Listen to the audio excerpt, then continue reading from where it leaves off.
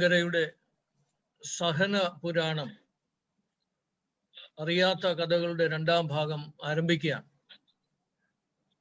ഇപ്പോൾ പ്രാർത്ഥനയ്ക്കായി saint Thomas orthodox cathedral ദുബൈയുടെ വികാരി ബഹുമാനപ്പെട്ട റവറൻഡ് ഫാദർ നൈനാൻ ഫിലിപ്പിനെ സ്വാഗതം ചെയ്യുന്നു. പ്രാർത്ഥിക്കും. ബാറക്കുമോർ. പിതാവിനും പുത്രനും പരിശുദ്ധ റൂഹായ്ക്കും സ്തുതി. ആമേൻ.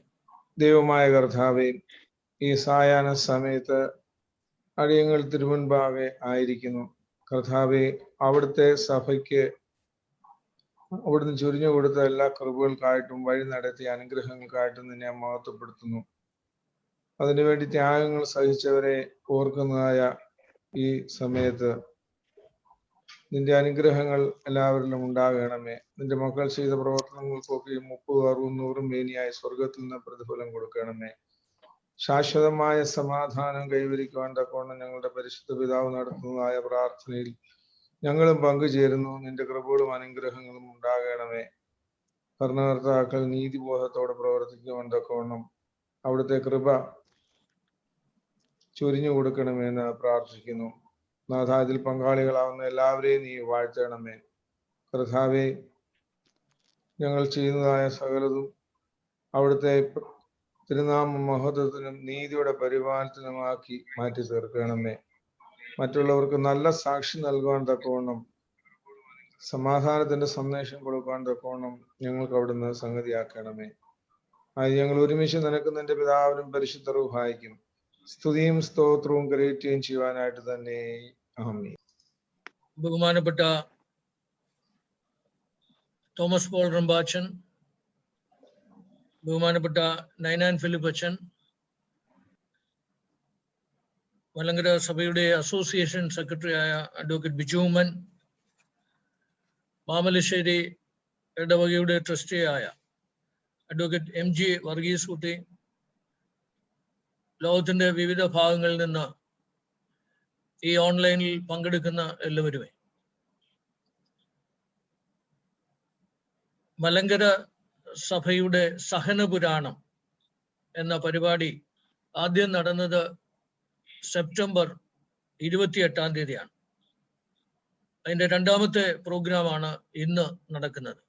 മൂന്നാമത്തെ പ്രോഗ്രാം 12-ാം തീയതി ശനിയാഴ്ച നടക്കുകയാണ്. അഭിനന്ദ മാത്യൂസ് മാർ സേവദൂസിനുവേണ്ടിയാണ് അന്നേ ദിവസം പ്രധാനമായിട്ട് നമ്മോടൊപ്പം ഉണ്ടാകുന്നത്. ഇത് പറയാൻ കാരണം, ഇത് നേരത്തെ തീരുമാനിച്ച പ്രോഗ്രാമാണ്. ഇത് ലൈവായിട്ട് നടക്കുന്നതാണ്, റെക്കോർഡിംഗ് അല്ല എന്നുള്ള കാര്യം വളരെ സ്നേഹപൂർവ്വം ഓർപ്പിക്കുകയാണ്. ഇത് സഭയുടെ സമാധാനത്തിന് വേണ്ടിയിട്ടാണ് ഞങ്ങൾ ആഗ്രഹിക്കുന്നത്. ഒപ്പം തന്നെ ഇതിന്റെ പ്രധാനപ്പെട്ട ഉദ്ദേശം ഗൾഫ് മേഖലകളിൽ, അത് മാത്രമല്ല കേരളത്തിലാണെങ്കിലും കൂടുതൽ ആൾക്കാർ തെക്കൻ പ്രദേശത്തുള്ളവരാണ്, പ്രത്യേകിച്ച് ഗൾഫിലൊക്കെ. അവരൊന്നും മലങ്കര സഭ നേരിട്ട വേദനകളെ പറ്റി എന്താണ് എന്ന് മനസ്സിലാക്കാൻ സാധിക്കാതെ പോയിട്ടുണ്ട്. അതുകൊണ്ടാണ് പലരും സമാധാനത്തിന്റെ വെള്ളരിപ്രാക്കളെ പറത്താനായിട്ട് ശ്രമിക്കുന്നത്. സമാധാനം തീർച്ചയായിട്ടും ആവശ്യമാണ്.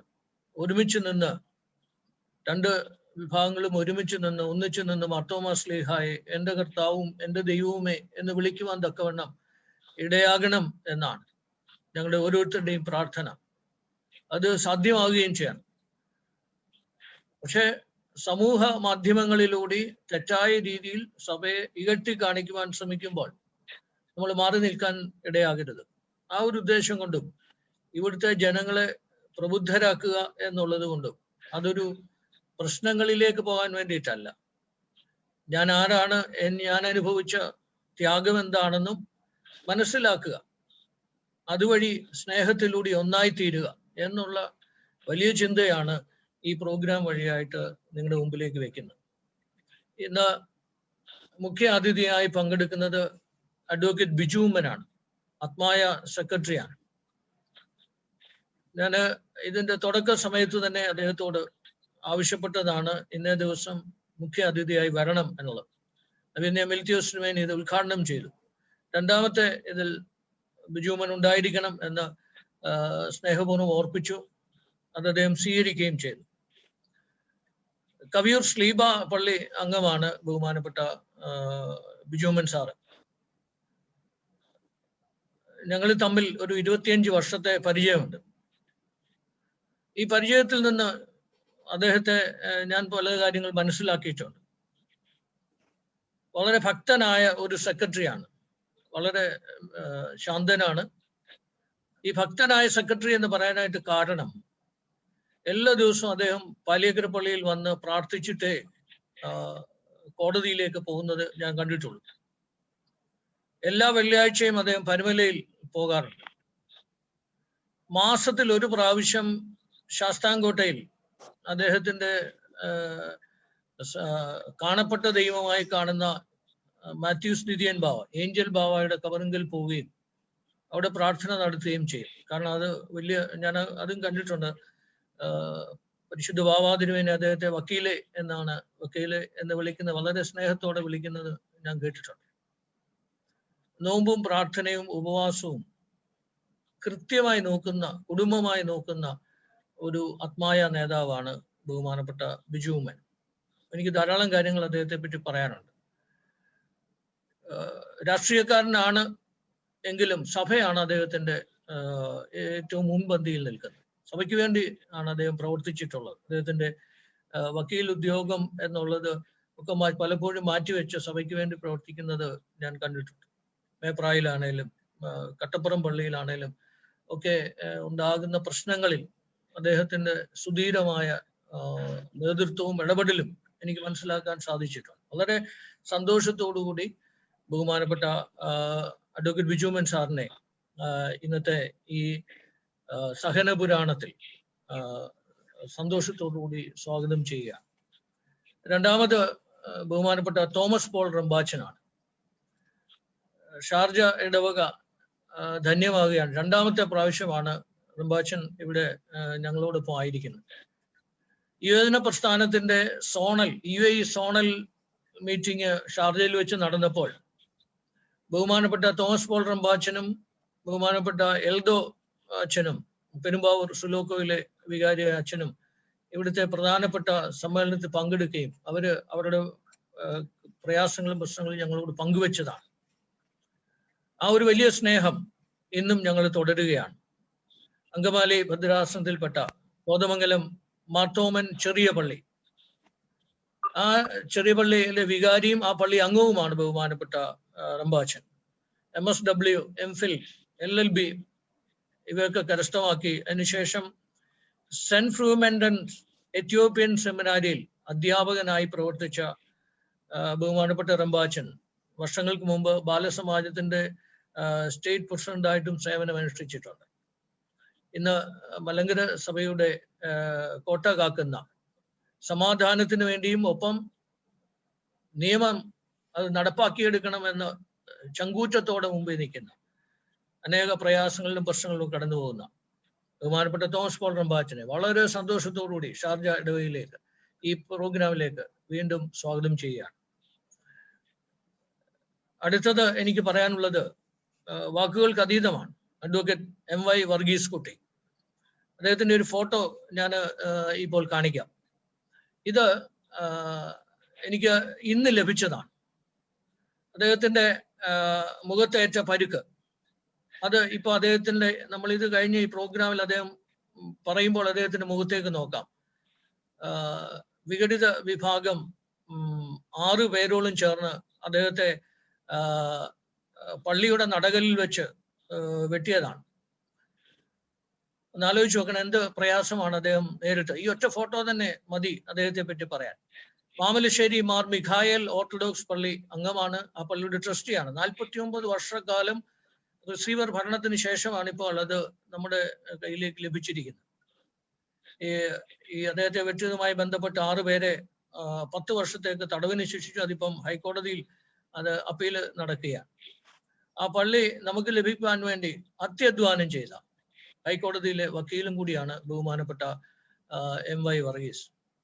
അങ്ങനെ വളരെ സന്തോഷം. എനിക്കൊന്ന് ആദ്യമായിട്ടാകാം ഇങ്ങനൊരു പരിപാടിയിലൂടെ കടന്നു വരുന്നത്. അദ്ദേഹത്തിന്റെ വേദന നമുക്ക് കേൾക്കുവാൻ കഴിയും. ഒപ്പം അദ്ദേഹവും ഈ സഭയുടെ സമാധാനത്തിനായി കാത്തിരിക്കുന്ന ഒരു ശ്രേഷ്ഠനായ ആത്മായ നേതാവാണ്. വളരെ സന്തോഷത്തോടുകൂടി ബഹുമാനപ്പെട്ട MY വർഗീസ് കുട്ടിയെ ഞാൻ സ്വാഗതം ചെയ്യുന്നു. ഈ പ്രോഗ്രാം കണ്ടുകൊണ്ടിരിക്കുന്ന പ്രിയപ്പെട്ട വൈദികർ, പ്രിയപ്പെട്ട ഷാർജ ഇടവക്കാർ, UAE-യിലുള്ള എല്ലാ ഇടവക്കാർ, അതുപോലെ തന്നെ ലോകത്തിന്റെ വിവിധ ഭാഗങ്ങളിൽ നിന്ന് ഇത് കണ്ടുകൊണ്ടിരിക്കുന്ന എല്ലാവരെയും വളരെ സന്തോഷത്തോടുകൂടി സ്വാഗതം ചെയ്യുന്നു. ഒരിക്കൽ കൂടി ഓർപ്പിക്കട്ടെ, പരിശുദ്ധ ബാബാതിരുമേനി പ്രാർത്ഥനയിലും മൗനത്തിലുമാണ്. നമ്മളും ഈ പ്രാർത്ഥനയിൽ പങ്കുകാരാകുക, സഭയിൽ സമാധാനം ഉണ്ടാകുവാൻ. അത് 34-ലെ ഭരണഘടനയും 2017 ജൂലൈ 3-ാം തീയതി വിധിയും അനുസരിച്ച് ശാശ്വത സമാധാനത്തിനായി തീരുവാൻ നമുക്കും പ്രാർത്ഥിക്കാം. എല്ലാവരെയും ഒറ്റ വാക്കിൽ സ്വാഗതം ചെയ്തുകൊണ്ട് ഞാൻ എൻ്റെ വാക്കുകൾ ഉപസംഹരിക്കുന്നു. ബഹുമാനപ്പെട്ട അഡ്വക്കേറ്റ് ബിജു ഉമ്മൻ ഇപ്പോൾ നമ്മോട് സംസാരിക്കുകയും അതേ തുടർന്ന് അദ്ദേഹത്തോട് ഏതാനും ചോദ്യങ്ങളുമുണ്ട് എന്നുള്ള കാര്യം ഓർപ്പിക്കുന്നു. ബഹുമാനപ്പെട്ട ബിജു ഉമ്മൻ. ത്രിയേക ദൈവ തിരുനാമത്തിന് മഹത്വമുണ്ടായിരിക്കട്ടെ. ഏറ്റവും ആദരണീയനായ ഷാർജ ഇടവകയുടെ വികാരി ബഹുമാനപ്പെട്ട ജോജി അച്ഛൻ, വന്യ തോമസ് പൊളറമ്പാച്ചൻ, പ്രിയപ്പെട്ട അഡ്വക്കേറ്റ് വർഗീസ് കുട്ടി, വന്യരായ വൈദിക ശ്രേഷ്ഠരെ, മാതാപിതാക്കളെ, സഹോദരി സഹോദരന്മാരെ, ഏവർക്കും യേശുക്രിസ്തുവിന്റെ നാമത്തിൽ സ്നേഹവന്ദനം ആമുഖമായി ഞാൻ അറിയിക്കുന്നു.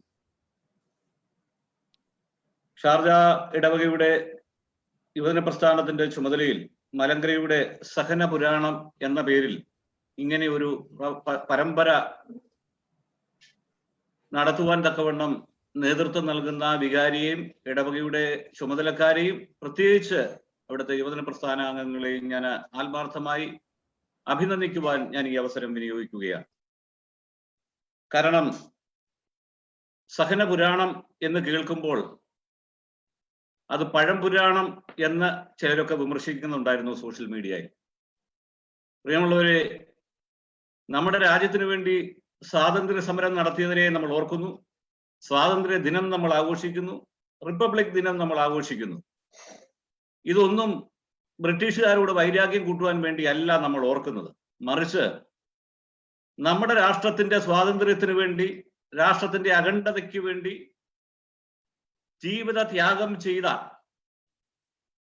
രാജ്യസ്നേഹികളായ നമ്മുടെ പൂർവികരെ നമ്മൾ ഓർക്കുകയും അവരുടെ ഓർമ്മകൾ നമ്മൾക്ക് പ്രചോദനം നൽകുകയും ചെയ്യുക എന്നുള്ളതാണ് എല്ലാ വർഷവും രാഷ്ട്രം സ്വാതന്ത്ര്യ ദിനവും രക്തസാക്ഷി ദിനങ്ങളും അതോടൊപ്പം തന്നെ ഈ രാജ്യത്തിന് വേണ്ടി ധീര രക്തസാക്ഷി മരണം പ്രാപിച്ചിട്ടുള്ളവരെ എല്ലാ വർഷവും ഓർക്കുന്നത് ഇന്ത്യയുടെ ഭരണാധികാരികൾക്കോ സംസ്ഥാനത്തിന്റെ ഭരണാധികാരികൾക്കോ മാനസിക വിഭ്രാന്തി ഉണ്ടായിട്ടല്ല, മറിച്ച് വരും തലമുറയെ കൃത്യമായി ആ പോരാട്ടങ്ങളെ പറ്റി ഓർപ്പിക്കുവാനും രാജ്യസ്നേഹം വർദ്ധിപ്പിക്കുവാനും ഒരു മുഖാന്തരമാകാൻ വേണ്ടിയാണ് അത്തരത്തിൽ നമ്മൾ അത് ആഘോഷിക്കാറുള്ളത്.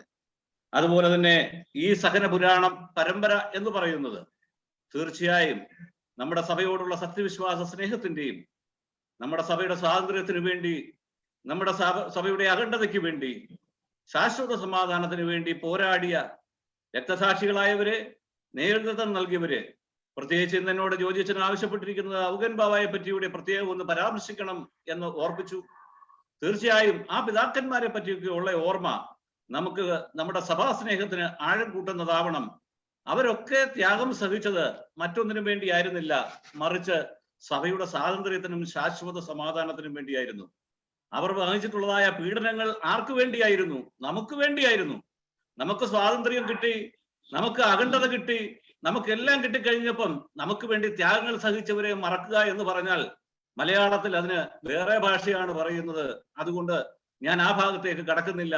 അത് വേദന കൊണ്ട് ഞാൻ പറഞ്ഞുപോയി എന്ന് മാത്രമേ ഉള്ളൂ. പ്രിയമുള്ളവരെ, നമ്മുടെ അപ്പന്മാരെ, നമ്മുടെ വല്യപ്പന്മാരെ, നമുക്ക് വേണ്ടി പീഡകൾ സഹിച്ചിട്ടുള്ള നമ്മുടെ സഹോദരങ്ങളെ നന്ദിയോടെ ദൈവസന്നിധിയിൽ സ്മരിക്കുവാൻ തക്കവണ്ണം നേതൃത്വം കൊടുത്ത ആ ഇടവകയുടെ യുവജന പ്രസ്ഥാന അംഗങ്ങളെയും ഇടവകയുടെ ഭരണസമിതി അംഗങ്ങളെയും പ്രത്യേകമായി അഭിനന്ദിക്കുന്നു. ദൈവം അവരെ അനുഗ്രഹിക്കട്ടെ. അവരുടെ പ്രവർത്തനങ്ങൾക്ക് കൂടുതൽ കരുത്തും ശക്തിയും ദൈവം തമ്പുരാൻ നൽകട്ടെ. മലങ്കര സഭയ്ക്ക് വേണ്ടി പിതാക്കന്മാരും വൈദിക ശ്രേഷ്ഠരും സഭാസ്നേഹികളായ വിശ്വാസികളും അനുഭവിച്ചിട്ടുള്ള ത്യാഗങ്ങളും സഹനങ്ങളും ഈ കാലഘട്ടത്തിൽ ഏറ്റവും പ്രസക്തമാണ്. സഭയുടെ സ്വാതന്ത്ര്യത്തിനും സ്വയം ശീർഷകത്തിനും വേണ്ടി അവർ അനുഭവിച്ച സഹനങ്ങളെ സ്മരിക്കുമ്പോൾ വികാരത്തെക്കാൾ ഉപരിയായി വിവേകവും വൈരാഗ്യത്തെക്കാൾ ഉപരിയായി സ്നേഹത്തിന്റെയും സമാധാനത്തിന്റെയും ആത്മാവ് നമ്മിൽ പരിവർത്തിക്കണം. അവർ അനുഭവിച്ചതായ സഹനങ്ങൾ പൊരുതുവാനുള്ള മത്സരബുദ്ധി മുഖാന്തരമായിരുന്നില്ല, മറിച്ച് സമാധാനവും സ്വാതന്ത്ര്യവും വാഴുന്ന മലങ്കര സഭ എന്ന അവരുടെ സ്വപ്നം മാത്രമായിരുന്നു സഹനങ്ങൾ ഏറ്റുവാങ്ങുവാൻ അവരെ പ്രേരിപ്പിച്ചത്. തോമസ് കോളറമ്പാച്ചനും വർഗീസ് കുട്ടിയും ഒക്കെ ആ അനുഭവങ്ങൾ പങ്കുവെക്കുമ്പോൾ നമുക്ക് ലഭത്തിൽ പങ്കാളികളാവാം. ആ സഹനങ്ങളെ നാം സ്മരിക്കുമ്പോൾ നമ്മൾ ഉയരേണ്ടത് വൈരാഗ്യവും മത്സരബുദ്ധി തുടങ്ങിയ വികാരങ്ങളല്ല, മറിച്ച് സ്വാതന്ത്ര്യവും ശാശ്വത സമാധാനവും സമ്മേളിക്കുന്ന മലങ്കര സഭ എന്ന നമ്മുടെ പിതാക്കന്മാരുടെ ലക്ഷ്യത്തിലേക്ക് അടുക്കുവാൻ കഴിയുന്ന പ്രവർത്തനങ്ങളിൽ ക്രിയാത്മകമായി പങ്കെടുക്കുക എന്നുള്ളതാണ്. ഏറ്റവും പ്രസക്തമായി നമ്മൾ ഓർക്കേണ്ടതായ ഒരു കാര്യം, ക്രിസ്തുവിന്റെ കഷ്ടാനുഭവവും കുരിശുമരണവും നമ്മൾ സ്മരിക്കുമ്പോൾ, കഷ്ടാനുഭവിച്ചായി നമ്മൾ ഓർക്കുമ്പോൾ യഹൂദന്മാരോടുള്ള വിരോധം മാത്രമാണ് നമ്മുടെ മനസ്സിൽ നിറയുന്നത് എങ്കിൽ ക്രിസ്തുവിന്റെ രക്ഷണ്യ പ്രവർത്തനങ്ങളുടെ അന്തസത്തയിൽ നിന്ന് നാം അകന്നു പോകുകയാണ്. മറിച്ച് ആ കഷ്ടാനുഭവത്തിന്റെ ഓർമ്മ യഹൂദന്മാരോടുള്ള വിരോധമല്ല, മറിച്ച് പ്രത്യാശയും ജീവനും സമാധാനവും നൽകുന്ന ഉയർന്നു വരുന്ന ആളാണ് എന്നുള്ളതാണ്. ഇവിടെയും പ്രത്യാശയും ജീവനും ശാശ്വത സമാധാനവും നൽകുന്ന ഒരു നല്ല നാളേക്കായി നമുക്ക് ഒരുമിക്കാം, കാതോർക്കാം, പ്രാർത്ഥിക്കാം. പരിശുദ്ധ ബാബാ തിരുമനസ്സുകൊണ്ട് പ്രത്യേക കൽപ്പന വഴി ഈ ദിവസങ്ങളിലായി ശാശ്വത സമാധാനത്തിന് വേണ്ടി പ്രത്യേകമായി ആഹ്വാനം നൽകിയിരിക്കുമ്പോൾ ഈ കൂട്ടായ്മയും ഒരു മുഖാന്തരമാവട്ടെ എന്ന് ഞാൻ ആശംസിക്കുകയും പ്രാർത്ഥിക്കുകയും ചെയ്യുന്നു. കഷ്ടാനുഭവത്തിന്റെ വഴികളിലൂടെ സഞ്ചരിക്കുന്ന ഒരാൾ എത്തിച്ചേരേണ്ടതായ സ്ഥലം എന്ന് പറയുന്നത് പ്രത്യാശയും ജീവനും നൽകുന്ന ഒരു അനുഭവമാണ്. പിതാക്കന്മാരുടെ സഹനപാതകളിലൂടെ സഞ്ചരിക്കുന്ന നമുക്കും ശാന്തിയുടെയും സമാധാനത്തിന്റെയും സ്വാതന്ത്ര്യത്തെയും മധുരം നുകരുവാൻ ദൈവം സംഗതിയാക്കട്ടെ എന്ന് പ്രാർത്ഥിക്കുന്നു. അതിനായി നമുക്ക് ഒരുമിച്ച് കാതോർക്കാം. പ്രിയമുള്ളവരെ, നാം ഇന്ന് അനുഭവിക്കുന്ന സമാനതകളില്ലാത്ത പീഡനങ്ങളാണ്. നീതിമതമായിട്ട് ഉപദ്രവിക്കപ്പെടുന്നവർ ഭാഗ്യവാന്മാർ, സ്വർഗരാജ്യം അവർക്കുള്ളത്. എന്റെ നിമിത്തം നിങ്ങളെ പഴിക്കുകയും ഉപദ്രവിക്കുകയും നിങ്ങളെ കൊണ്ട് എല്ലാ തിന്മയും കളവായി പറയുകയും ചെയ്യുമ്പോൾ നിങ്ങൾ ഭാഗ്യവാന്മാർ, സ്വർഗത്തിൽ നിങ്ങളുടെ പ്രതിഫലം വലുതാകുകൊണ്ട് നിങ്ങൾ സന്തോഷിച്ചുല്ലസിപ്പീൻ. തുടർന്ന് സുവിശേഷത്തിൽ പറഞ്ഞിരിക്കുന്നു, നിങ്ങൾക്ക് മുമ്പേ ഉണ്ടായിരുന്ന പ്രവാചകന്മാരെയും അവർ ഇങ്ങനെ തന്നെ ഉപദ്രവിച്ചുവല്ലോ. പ്രിയമുള്ളവരെ, ഏറെ ആശ്വാസം നൽകുന്നതായ ഒരു വചനമാണ് ഗിരിപ്രഭാഷണത്തിലൂടെ മത്തായിയുടെ സുവിശേഷത്തിൽ രേഖപ്പെടുത്തിയിരിക്കുന്നത്. നമ്മൾക്ക് മുമ്പേ ഉണ്ടായിരുന്ന പ്രവാചകന്മാരെയും അവരിങ്ങനെ തന്നെ ഉപദ്രവിച്ചു, ഇപ്പോഴും അത് തുടർന്നുകൊണ്ടിരിക്കുന്നു.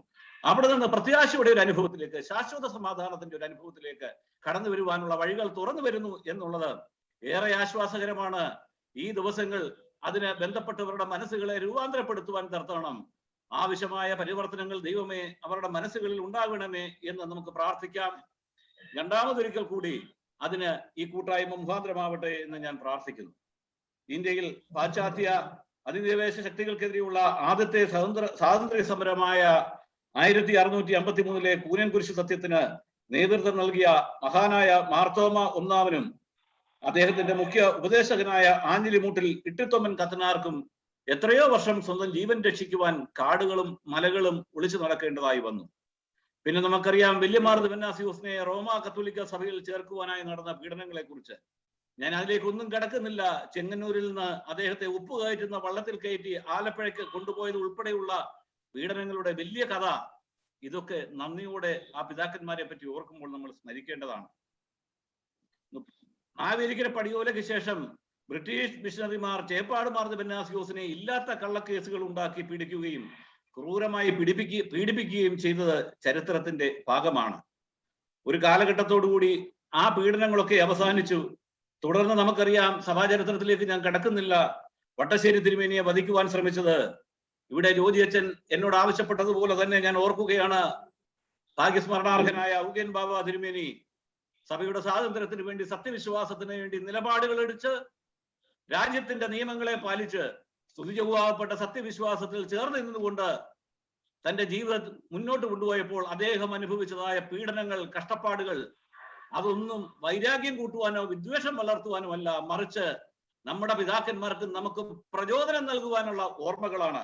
നമുക്കറിയാം, കാപ്പി കൂടി കഴിവുകൊണ്ട് രാത്രിയിൽ അടിച്ച് ആ പുണ്യപിതാവിനെ അവിടെ പിറവം പള്ളിയിൽ നിന്ന് ഇറക്കി വഴിയെ നടത്തിയപ്പോൾ, മക്കളെ എന്നെ അടിക്കരുത്, ഞാൻ ഇറങ്ങിപ്പൊക്കോളാം എന്ന് പറഞ്ഞ് ആരോടും വൈരാഗ്യമില്ലാതെ ആരോടും വിദ്വേഷമില്ലാതെ ആ പ്രാർത്ഥനാ മനുഷ്യൻ, പുണ്യവാനായ ആ മനുഷ്യൻ, സുറിയാനി പണ്ഡിതനായ മനുഷ്യൻ, ലോകമാദരിക്കുന്ന ആ പുണ്യപിതാവ്, നമുക്ക് ഇന്നും പ്രചോദനമാവേണ്ട ആ പുണ്യപിതാവിന്റെ ഓർമ്മ, ഇവരൊക്കെ അനുഭവിച്ചിട്ടുള്ള ത്യാഗങ്ങൾ, നമ്മുടെ പിതാക്കന്മാർ വഴിയിൽ വെച്ച് തടയപ്പെട്ട് അനുഭവിച്ചിട്ടുള്ളതായ ബുദ്ധിമുട്ടുകൾ, ഞാൻ കൂടുതലായി കിടക്കുന്നില്ല. ഏറെ കാര്യങ്ങൾ നമുക്ക് പറയുവാനുണ്ട്. നമ്മുടെ എത്രയോ ആളുകൾ എത്രയെത്ര പീഡനങ്ങൾ സഹിച്ചു. പ്രിയമുള്ളവരെ, ഏറ്റവും അവസാനം നമുക്കറിയാം, ആലുവായിൽ നമ്മുടെ വർഗീസ് ചേട്ടനും പ്രിയപ്പെട്ട കുര്യാക്കോസും ഒക്കെ ഈ സഭയുടെ സ്വാതന്ത്ര്യത്തിന് വേണ്ടി രക്തസാക്ഷികളായവരാണ്. അവരാരും അതിര് തർക്കത്തിന്റെ പേരിൽ കൊല്ലപ്പെട്ടവരല്ല, അല്ലെങ്കിൽ വേറെ സാമ്പത്തിക ക്രമക്കേടുകളുടെ പേരിൽ ആക്രമിക്കപ്പെട്ടവരല്ല. മറിച്ച് സഭയുടെ സത്യവിശ്വാസ സംരക്ഷണത്തിന് വേണ്ടി നിലപാടുകൾ എടുത്തത് എന്നുള്ളതിന്റെ പേരിൽ വർഗീസ് ചേട്ടനെയും കുര്യാക്കോസ് ചേട്ടനെയും ഒക്കെ ഓർക്കുന്നത് പാപമാണ്, തെറ്റാണെന്ന് ആരെങ്കിലും വിശ്വസിക്കുന്നുണ്ടെങ്കിൽ ദൈവം അവരോട് ക്ഷമിക്കട്ടെ, ചരിത്രം അവരോട് ക്ഷമിക്കട്ടെ എന്ന് മാത്രമേ എനിക്ക് പറയുവാനായിട്ടുള്ളൂ. വട്ടശ്ശേരി തിരുമേനിയുടെ ജീവരക്ഷയ്ക്കായി വന്ന ആനപ്പാപ്പിയെ പഴയ സെമിനാരിയിൽ വെച്ച് മൃഗീയമായി വധിക്കപ്പെട്ടു. നമുക്കറിയാം, മുളന്തുരുത്തിപ്പള്ളി ഇന്ന് ഏറെ ചരിത്രത്തിൽ അല്ലെങ്കിൽ വാർത്തകളിൽ പ്രാധാന്യമെടുക്കുന്നതായ മുളന്തുരുത്തിപ്പള്ളിയിൽ അന്നത്തെ വികാരിയായിരുന്ന ഓനേടത്ത് മത്തായി കത്തനാരെയും, അതുപോലെ തന്നെ അവിടുത്തെ പഞ്ചായത്ത് പ്രസിഡന്റായിരുന്ന അന്നത്തെ സഭയുടെ മാനേജിംഗ് കമ്മിറ്റി അംഗമായിരുന്ന ചാലിൽ കോരയും മർദ്ദിച്ചു കൊന്നതൊക്കെ ചരിത്രത്തിന്റെ ഭാഗമാണ്. ഒരുപക്ഷെ അതിനൊക്കെ കാലം കാത്തുവെച്ച നീതിയായിരിക്കാം ഇപ്പോൾ ഉണ്ടായത്. ന്യായം വിധിക്കുവാൻ ഞാനല്ല, സർവശക്തനായ ദൈവം ന്യായം വിധിക്കട്ടെ എന്നാലും ഞാൻ പറഞ്ഞു എന്ന് മാത്രമേ ഉള്ളൂ. തീർച്ചയായും നമുക്കറിയാം, ഈ പരിപാടി സഭയുടെ സ്വാതന്ത്ര്യത്തിന് വേണ്ടി, സമാധാനത്തിന് വേണ്ടി പോരാടിയ പിതാക്കന്മാരെ ഓർക്കുമ്പോൾ വെറും ഓർമ്മയ്ക്കപ്പുറത്ത് ഓരോ ഓർമ്മപ്പെടുത്തലുകൾ നമുക്ക് നൽകുന്നുണ്ട്. ഈ ഒരു പ്രസംഗത്തെക്കാൾ ഉപരി അല്ലെങ്കിൽ ഒരു ആഹ്വാനത്തെക്കാൾ ഉപരി അവർ നൽകുന്ന അവരെ പറ്റിയുള്ള ഓർമ്മകൾ നമുക്കൊരു ഓർമ്മപ്പെടുത്തലുകളാണ്. ആ ഓർമ്മപ്പെടുത്തലുകൾ സഭയുടെ സ്വാതന്ത്ര്യത്തെയും അഖണ്ഡതയും സ്വയശിക്ഷകത്വത്തെയും നിലനിർത്തുവാൻ മുഖാന്തരമാകട്ടെ, വരുന്ന തലമുറയ്ക്ക് പ്രചോദനമേപട്ടെ, സത്യവിശ്വാസത്തിലുള്ള അവരെ അടിയുറച്ചു നിർത്തുവാൻ ഇത് മുഖാന്തരമാവട്ടെ. നമ്മുടെ പിതാക്കന്മാർ അനുഭവിച്ച ത്യാഗങ്ങളും ബുദ്ധിമുട്ടുകളും അവർ ഓർക്കുമ്പോൾ അവർക്ക് ആ വിശ്വാസത്തിൽ അടിയുറച്ചു നിൽക്കുവാൻ അവർക്ക് പ്രചോദനമേകും. തീർച്ചയായും പരിശുദ്ധ ബാബാ തിരുമനസ് സുന്നതോസ് ആഹ്വാനം ചെയ്തിരിക്കുന്നത് പോലെ സഭയിൽ ശാശ്വതമായ ഒരു സമാധാനം, ഒരു നല്ല നാളെ ഉണ്ടാകുവാൻ അടുത്തൊരു തലമുറയെങ്കിലും ഈ വ്യവഹാരത്തിന്റെ നീർച്ചുഴിയിൽ നിന്ന് എന്നേക്കുമായി രക്ഷപ്പെട്ട് കൃത്യമായ ഒരു ശാശ്വത സമാധാനം ഉണ്ടാകുവാൻ തക്കവണ്ണം ദൈവമേ, ദൈവത്തിന്റെ പരിശുദ്ധാത്മാവ് എല്ലാവരുടെ മനസ്സുകളിൽ രൂപാന്തരം വരുത്തട്ടെ എന്ന് പ്രാർത്ഥിക്കുകയും, തമ്പുരാനെ പറ്റി അമ്മയുടെ ജന്മപ്പെരുന്നാളിന്റെ ഈ ദിവസങ്ങളിൽ അമ്മയുടെ മധ്യസ്ഥത നമുക്ക് ഓരോരുത്തർക്കും കോട്ടയും കാവലുമായിരിക്കട്ടെ എന്ന് പ്രാർത്ഥിച്ചുകൊണ്ട് ഇതിനെ ക്ഷണിച്ച ഇതിന്റെ ചുമതലക്കാരോടും എന്റെ പ്രിയപ്പെട്ട സഹോദര തുല്യമായി ഞാൻ സ്നേഹിക്കുകയും ബഹുമാനിക്കുകയും ചെയ്യുന്ന പ്രിയപ്പെട്ട ജോജി അച്ഛനോടും ഷാർജ ഇടവകയോടും പ്രത്യേകമായ നന്ദിയും പ്രാർത്ഥനയും രേഖപ്പെടുത്തിക്കൊണ്ട് ഞാൻ എന്റെ വാക്കുകളെ അവസാനിപ്പിക്കുന്നു. ബിജുമൻ, ചില ചോദ്യങ്ങളുണ്ട്, ഉത്തരം പറയാമല്ലോ? തീർച്ചയായും. ഈ ചോദ്യങ്ങൾ ചോദിക്കുന്നത് ബഹുമാനപ്പെട്ട മാത്യു വർഗീസ്, അതുപോലെ തന്നെ റോണി ജോയ്, ജോബിൻ ജോക്കബ്, ഫിലിപ്പോസ് പി സക്കറിയ, കോശി വർഗീസ് എന്നിവരാണ്. ഞാനത് അവരോടുള്ള സ്നേഹം അറിയിക്കുന്നു. അപ്പോൾ ഒന്നാമത്തെ ഒരു ചോദ്യം, 1064 പള്ളികൾക്കും 2017 ജൂലൈ 3 വിധി ബാധകമാണോ? അതുപോലെ മലൈമഠ് മുമ്പാകെ സമർപ്പിച്ച പള്ളികളുടെ ലിസ്റ്റിൽപ്പെട്ട വിഘടിത വിഭാഗം പള്ളികളും ഈ കേസിൽ ഉണ്ടോ? 1064 പള്ളികൾക്കും ഈ വിധി ബാധകമാണ്. Applicable to all the churches in Malankara എന്നാണ് ആവർത്തിച്ചുള്ള വിധിന്യായത്തിൽ പറഞ്ഞിരിക്കുന്നത്. അതോടൊപ്പം തന്നെ സ്ട്രിക്ട് ലീഗലായിട്ട് പറഞ്ഞാൽ 2002 മലൈമഠ് അസോസിയേഷനിൽ സമർപ്പിച്ചിരിക്കുന്നതായ ലിസ്റ്റിൽ പെട്ടിരിക്കുന്നതായ എല്ലാ ദേവാലയങ്ങളും നിശ്ചയമായും ഈ വിധിയുടെ പർവ്യൂവിൽ വരുന്നതാണ്. അതിന് യാതൊരു സംശയവുമില്ല. ഈ സുപ്രീം കോടതി അലക്ഷ്യ കേസ്, അതിന്റെ ഇപ്പൊ എന്താ സിറ്റുവേഷൻ? 1064 പള്ളികളിൽ നമ്മൾ എത്ര എണ്ണം വിധി നടപ്പാക്കി? കണ്ടംപ്റ്റ് പെറ്റീഷൻ സംബന്ധിച്ച് ഇപ്പം സുപ്രീം കോടതിയിൽ നിലവിൽ 3 പെറ്റീഷൻസ് ഉണ്ട്. അതിനെപ്പറ്റി ഒരു മാധ്യമത്തിൽ കൂടി ഒരു പൊതുചർച്ച ഗുണകരമല്ല. അതുകൊണ്ട് ഇപ്പൊ 3 പെറ്റീഷൻ സുപ്രീം കോടതിയിൽ, ബഹുമാനപ്പെട്ട സുപ്രീം കോടതിയുടെ പരിഗണനയിൽ ഇപ്പോൾ ഉണ്ട്. തീർച്ചയായും. ഈ സാധാരണ ആൾക്കാർ പറയുന്ന ഒരു കാര്യം, ഈ കാതോലിക്ക അതിന് പിരിവിൽ നിന്ന് കേസുകൾക്ക് പണം ഉപയോഗിക്കാറുണ്ട്. ഞാൻ അതുമായി ചേർത്ത് ഒരു കാര്യം കൂടെ പറഞ്ഞോട്ടെ. നമുക്ക് വിവിധ ഭദ്രാസനങ്ങളിലായി കോട്ടയം, തൃശൂർ, കൊച്ചി, ചെങ്ങന്നൂർ, കണ്ടനാട് ഈസ്റ്റ്, നെരണം, മാവേലിക്കര, കുന്നംകുളം, അങ്കമാലി, കണ്ടനാട് വെസ്റ്റ് ഉൾപ്പെടെ നിലവിൽ 48ഓളം പള്ളികളിൽ നമുക്ക് വിധി നടത്തുവാനായി സാധിച്ചു. കോടതിയുടെ സഹായത്തോടെ, മറ്റാരുടെ സഹായത്തോടല്ല, കോടതിയുടെ നിശ്ചയദാർഢ്യത്തോടുകൂടിയുള്ള ഇടപെടൽ കൊണ്ട്, നീതിന്യായ വ്യവസ്ഥയിൽ നിന്നുള്ള നിശ്ചയദാർഢ്യത്തോടുകൂടിയുള്ള ഡയറക്ഷൻസിന്റെ പേരിൽ നമുക്ക് ഇത്രയേലും ഇടവക പള്ളികളിൽ നമുക്ക് സുപ്രീം കോടതി വിധി ഉത്തരവ് നടപ്പിലാക്കാൻ സാധിച്ചു എന്നുള്ളത് സന്ദർഭവശാൽ പറഞ്ഞു എന്ന് മാത്രമേ ഉള്ളൂ. അച്ഛന്റെ അടുത്ത ചോദ്യം, കാതോലിക്ക ദിന പിരിവിൽ നിന്ന് നമ്മൾ ഒരു നിശ്ചിത തുക എല്ലാ വർഷവും ബഡ്ജറ്റിൽ പ്രൊവിഷൻ കൊള്ളിക്കാറുണ്ട്. ആ തുക ഈ കേസുകൾക്ക് വേണ്ടി ഉപയോഗിക്കാറുണ്ട്. ഈ സഭ തർക്കത്തെ തുടർന്ന് ഈ മരണപ്പെട്ടവരുടെ അതുപോലെ തന്നെ സ്മരണ നിലനിർത്താനും സഭ എന്തെങ്കിലും ചെയ്യുന്നുണ്ടോ? അതുപോലെ തന്നെ ഈ സഹനമേറ്റ അനേകരുണ്ടല്ലോ, അവർക്കൊരു ആദരവൊക്കെ അറിയിക്കേണ്ടതല്ലേ ബിജു? തീർച്ചയായിട്ടും അതൊരു നല്ല നിർദ്ദേശമായിട്ട് ഞാൻ അതിനെ സ്വീകരിക്കുന്നു. തീർച്ചയായിട്ടും അവരെ ആദരിക്കുന്നുണ്ട്. അവരുടെ സ്മരണ നിലനിർത്തുവാൻ സഭയുടെ കാലാകാലങ്ങളിൽ ഉള്ള ചുമതലക്കാർ പ്രത്യേകം ശ്രദ്ധിച്ചിട്ടുണ്ടെന്നാണ് ഞാൻ വിശ്വസിക്കുന്നത്. അത് ചെയ്ത കാര്യങ്ങളെ പറ്റി നമ്മൾ പൊതുവായി ഇവിടെ പറയുന്നത് ശരിയല്ലല്ലോ. അവരോടുള്ള ഒരു അനാദരവായിട്ട് നമുക്കതിനെ കാണേണ്ടി വരും. അതുകൊണ്ട് ചെയ്ത കാര്യങ്ങളെ പറ്റി പറയുന്നില്ല, മറിച്ച് അവരുടെ സഹനത്തെ പറ്റി ആദരിക്കുവാൻ തക്കവണ്ണം എന്തെങ്കിലും ഒരു കർമ്മ പദ്ധതികൾ സഭയുടെ സമിതികളിൽ ഉന്നയിക്കുകയും സമിതികളുടെയും പരിശുദ്ധ ബാവാ തിരുമേനിയുടെ അനുവാദത്തോടുകൂടി നിശ്ചയമായും ഈ നല്ല നിർദ്ദേശത്തെ ഞാൻ നിശ്ചയമായും സഭയുടെ അടുത്ത ബഡ്ജറ്റിലോ അല്ലെങ്കിൽ ബന്ധപ്പെട്ട സമിതികളുടെ അനുവാദത്തോടെയും ബാവാ തിരുമേനിയുടെ അനുവാദത്തോടെയും ചെയ്യുന്നതായിരിക്കും എന്നുള്ള കാര്യവും ആ നിർദ്ദേശം പറഞ്ഞതിന് പ്രത്യേകമായി നന്ദിയും അവരോട് രേഖപ്പെടുത്തുന്നു. തീർച്ചയായിട്ടും അത് ഇടവകയ്ക്ക് അതൊരു സന്തോഷകരമായ കാര്യമാണ്. മറ്റൊരു കാര്യം, ഈ ശവസംസ്കാര ഓർഡിനൻസ് എങ്ങനെയാ സുപ്രീം കോടതിയെ വിധിയെ ബാധിക്കുന്നത്? ശവസംസ്കാര ഓർഡിനൻസ് സംബന്ധിച്ച് സത്യത്തിൽ അത് സുപ്രീം കോടതിയുടെ വിധിയുടെ ലംഘനമാണെന്നാണ് വ്യക്തിപരമായ എന്റെ അഭിപ്രായം. കാര്യം സുപ്രീം കോടതി വിധിയുടെ അവസാനമായി പ്രധാനമായും 28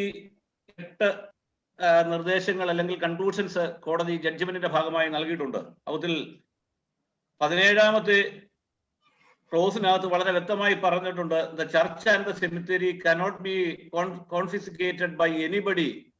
It has to remain with the parishioners as per the customary rights, and nobody can be deprived of the right to enjoy the same parishioner in the church to be buried honorably in the cemetery. In case, അവിടെയാണ് പ്രസക്തം, in case he continued to have the faith of the Malankara church, Malankara സഭയിലെ അംഗമാണ് എങ്കിൽ പള്ളിയുടെ ഭാഗമായി, അത് രണ്ടായി കാണാനൊക്കത്തില്ല, പള്ളിയുടെ ഭാഗമാണ് സെമിത്തേരിയും എന്ന് സുപ്രീം കോടതി വ്യക്തമായി പറഞ്ഞിട്ടുണ്ട്. ആ സുപ്രീം കോടതി വിധിയുടെ ലംഘനമാണ് സത്യത്തിൽ ഈ ഓർഡിനൻസ്. പിന്നെ അതിന്റെ ബാക്കി കാര്യങ്ങളെ പറ്റി ഇപ്പോൾ ഒരു പൊതുവേദിയിൽ ഞാൻ ചർച്ച ചെയ്യുന്നത് ശരിയല്ല സഭയുടെ സ്ഥാനം എന്ന നിലയിൽ.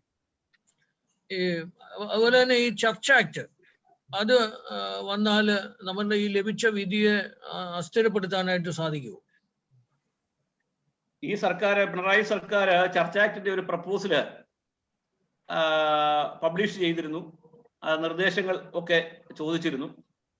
അതിനുശേഷം പല ക്രൈസ്തവ സഭകളിൽ നിന്നും നമ്മുടെ പരിശുദ്ധ സഭയിൽ നിന്നും ഒക്കെയുള്ളതായ പ്രതിഷേധങ്ങൾ സർക്കാരിന് മുമ്പിൽ എത്തുകയും ചർച്ച് ആക്ട് പ്രപ്പോസൽ പൂർണ്ണമായും സർക്കാർ പിൻവലിക്കുകയും, ഞാൻ എൻ്റെ ഓർമ്മ ശരിയാണെങ്കിൽ പഴയ സെമിനാരിയിൽ നടന്ന സഭയുടെ ഒരു ചാരിറ്റി പ്രൊജക്ടിന്റെ ഉദ്ഘാടനത്തിന് വന്ന ബഹുമാനപ്പെട്ട മന്ത്രി എം മണി അവർകളാണെന്നാണ് എൻ്റെ ഓർമ്മ. അദ്ദേഹം പഴയ സെമിനാരിയിൽ വെച്ച് നടന്ന യോഗത്തിൽ വെച്ച് പരസ്യമായി പ്രഖ്യാപിക്കുകയും ചെയ്തു, ഈ സർക്കാർ ചർച്ച് ആക്ട് നടക്കാൻ ഉദ്ദേശിക്കുന്നില്ല, അങ്ങനെ എന്തെങ്കിലും പ്രപ്പോസൽ ഉണ്ടായിരുന്നെങ്കിൽ അത് പിൻവലിച്ചു, തെറ്റിദ്ധരിപ്പിക്കാൻ വേണ്ടി പറയുന്നതാണ് എന്ന് ബഹുമാനപ്പെട്ട മന്ത്രി എം മണി പഴയ സെമിനാരിയിൽ വെച്ച് പ്രഖ്യാപിക്കുന്നതും ഞാൻ പ്രത്യേകമായി എൻ്റെ ഓർമ്മയിലുണ്ട്.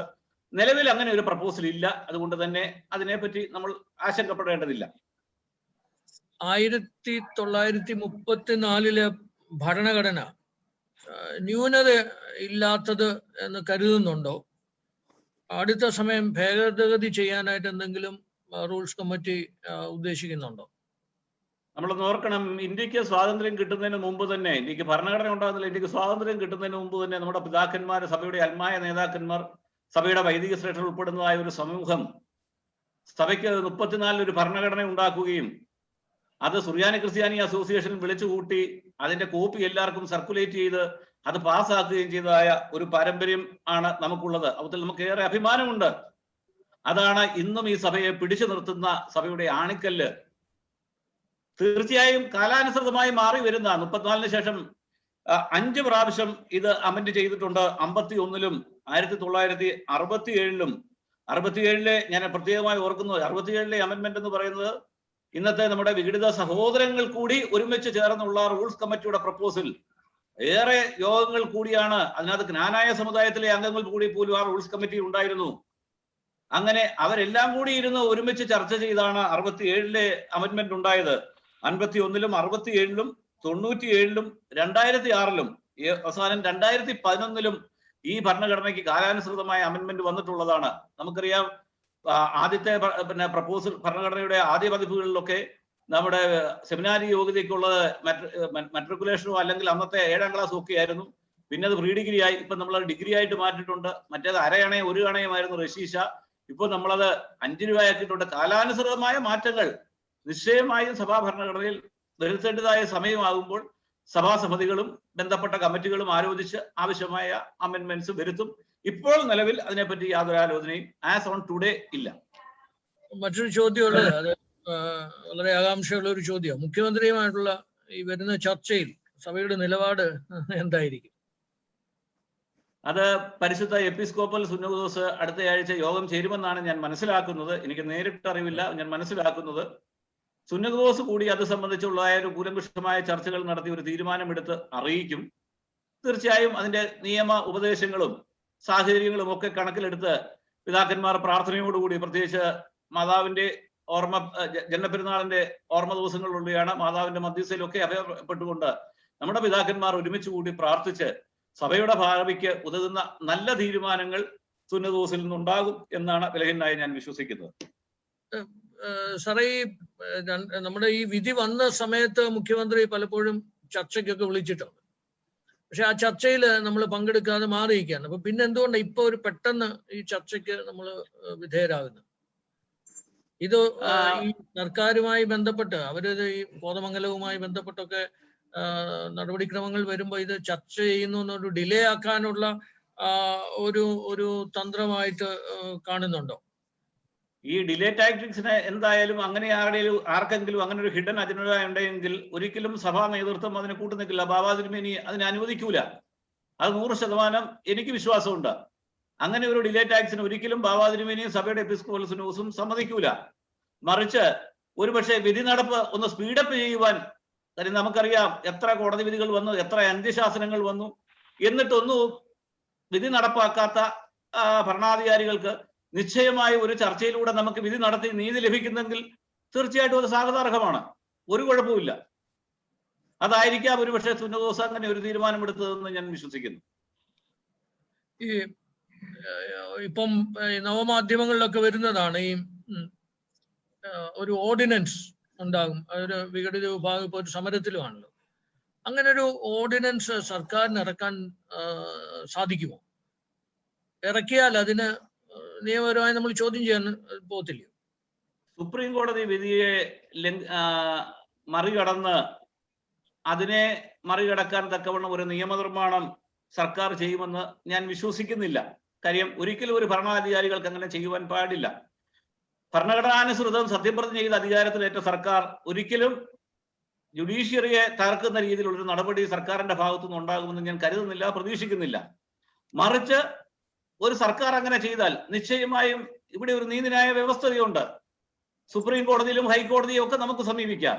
നിശ്ചയമായും നിയമപരമായി നിലനിൽക്കാത്ത ആ ഓർഡിനൻസിനെ അങ്ങനെ എന്തെങ്കിലും ഉണ്ടാകുമെന്ന് എനിക്കൊരു ശതമാനം പോലും പ്രതീക്ഷയില്ല. കാര്യം ഒരിക്കലും നമ്മുടെ ഭരണാധികാരികൾ അത്ര വിവരമില്ലാത്തവരല്ലല്ലോ.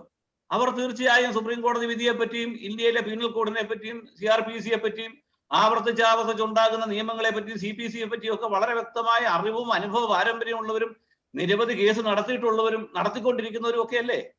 അവരൊരിക്കലും അങ്ങനെ ചെയ്യുമെന്ന് ഞാൻ പ്രതീക്ഷിക്കുന്നില്ല. പിന്നെ മറിച്ച് ചെയ്താൽ നിയമപരമായി നേരിടുകയല്ലാതെ നമുക്ക് മറ്റു മാർഗങ്ങളില്ല.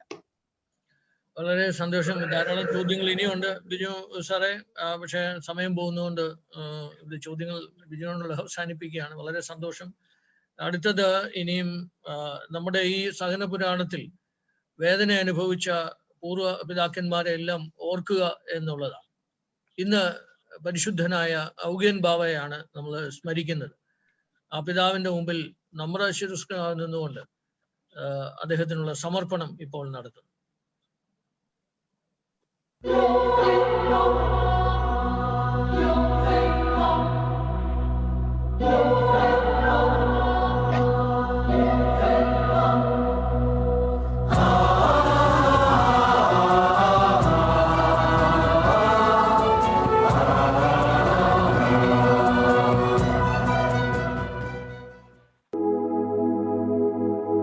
മലങ്കര സഭയുടെ 4ാം കാതോലിക്ക ആയിരുന്ന പരിശുദ്ധ ബസേലിയോസ് ഔഗേൻ പ്രഥമൻ കാതോലിക്ക ഔഗേൻമാർ തീമോത്യോസ് എന്ന പേരിൽ കണ്ടനാട് മെത്രാപ്പോലിത്ത ആയിരുന്നപ്പോൾ സഭാതർക്കത്തിൽ ഉണ്ടായ പിറവം മർദ്ദനം മലങ്കരയുടെ സഹനപുരാണത്തിൽ വീണ്ടും സ്മരിക്കുന്നു.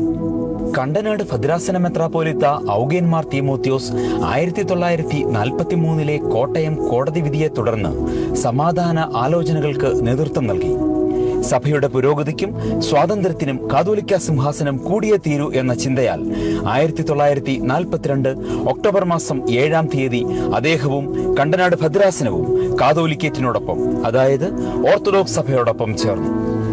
ഈ സഭയോടൊപ്പം ചേർന്ന ശേഷം മൂവാറ്റുപുഴയിലെ ഒരു ഷെഡിൽ താമസിച്ച ഔഗേൻമാർ തീമോത്യോസിനെ പല പ്രലോഭനങ്ങളിലൂടെ പാത്രിയാർക്കീസ് പക്ഷത്തേക്ക് തിരികെ കൊണ്ടുപോകാൻ ശ്രമിച്ചിരുന്നു. ശുശ്രൂഷയ്ക്കായി പിറവം പള്ളിയിലെത്തിയ ഔഗേൻമാർ തീമോത്യോസിനെ 2 വിഭാഗക്കാരും ചേർന്ന് സ്വീകരിച്ച് ആനയിച്ചു. തിരുമേനി പള്ളിയിൽ എത്തിയതിൽ ഇഷ്ടമില്ലാത്ത പാത്രിയാർക്കീസ് വിഭാഗത്തിൽപ്പെട്ടവരും തിരുമേനി മുടക്കിയ റീത്തിൽ ചേർന്ന വൈദികനും പള്ളിപ്രമാണിയായ കള്ളുഷാപ്പ് ഉടമയും ചേർന്ന് 40ഓളം ഗുണ്ടകളെ തയ്യാറാക്കി തിരുമേനിയെ ഇറക്കിവിടാൻ ഒടിയാത്തതും വിളയാത്തതുമായ കാപ്പിവടിയുമായി പിറവം പള്ളിയിൽ അർദ്ധരാത്രിയിലെത്തി. അന്ന് അവിടെ ഉണ്ടായിരുന്ന ആൾക്കാരെയും വൈദികരെയും ശമാശന്മാരെയും തല്ലി ഓടിച്ചു. തിരുമേനിയുടെ മുറി ബലമായി തള്ളിത്തുറന്ന് അദ്ദേഹത്തിന്റെ തോളിൽ പിടിച്ച് കുലുക്കി ഉണർത്തി. എന്തിനാണ് ഇവിടെ വന്നതെന്നും എന്താണ് അവകാശമെന്നും പറഞ്ഞ് ഭീഷണിപ്പെടുത്തി. എതിർപ്പ് കൂടാതെ തിരുമേനി ചെരുപ്പ് പോലും എടുക്കാതെ പുറത്തിറങ്ങി.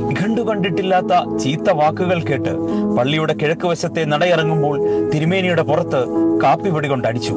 കാപ്പിവടിയുടെ നീളത്തിലുള്ള 2 പാടുകളും ഇടിച്ചതെന്ന് കരുതപ്പെടുന്ന ഒരു പാടും ആ ശരീരത്തിൽ ആഴ്ചകളോളം മായാതെ കിടന്നിരുന്നു.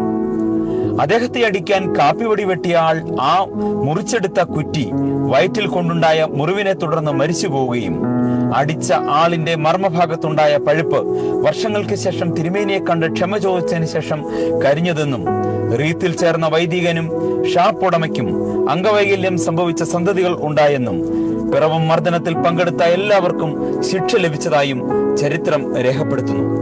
ആ കുടുംബങ്ങളെല്ലാം ആ പിതാവ് പിന്നീട് പിറവം പള്ളിയിൽ ചെല്ലുമ്പോൾ ക്ഷമ ചോദിക്കുന്നത് പതിവായിരുന്നു. മലങ്കരയുടെ സഹത പരിശുദ്ധ ബസേലിയോസ് ഔഗേൻ പ്രഥമൻ ബാവ ഞങ്ങൾക്കായി മധ്യസ്ഥത അണയ്ക്കണമേ. വാട്സപ്പും ചാനൽ ചർച്ചകളും ഇല്ലാത്ത കാലത്ത് മക്കളെ, നിങ്ങൾക്കിഷ്ടമില്ലെങ്കിൽ നാം പൊയ്ക്കൊള്ളാമെന്ന് പറഞ്ഞ് തലയ്ക്കടി കൊള്ളാതിരിക്കാൻ കൈകളുയർത്തി പുറകോട്ട് ചെരുപ്പില്ലാതെ നടന്ന ശാന്തനും സൗമ്യനുമായ ആ വിശുദ്ധന്റെ ആ യാത്ര മലങ്കരയുടെ സഹനത്തിന്റെ നേർത്ത് കാഴ്ചയാണ്. അനേകം ലൈക്കുകൾക്ക് വേണ്ടി സത്യത്തെ വികലമാക്കുന്ന ലോകമേ, പരിശുദ്ധ ഔഗേൻ ബാവായെ മറക്കരുത്. മലങ്കരയുടെ സഹത പരിശുദ്ധ ഔഗേൻ പ്രഥമൻ കാതോലിക്ക ബാവായുടെ പാവന സ്മരണയ്ക്ക് മുമ്പിൽ ഓർത്തഡോക്സ് ക്രൈസ്തവ യുവജന പ്രസ്ഥാനം ഷാർജ യൂണിറ്റിന്റെ പ്രണാമം.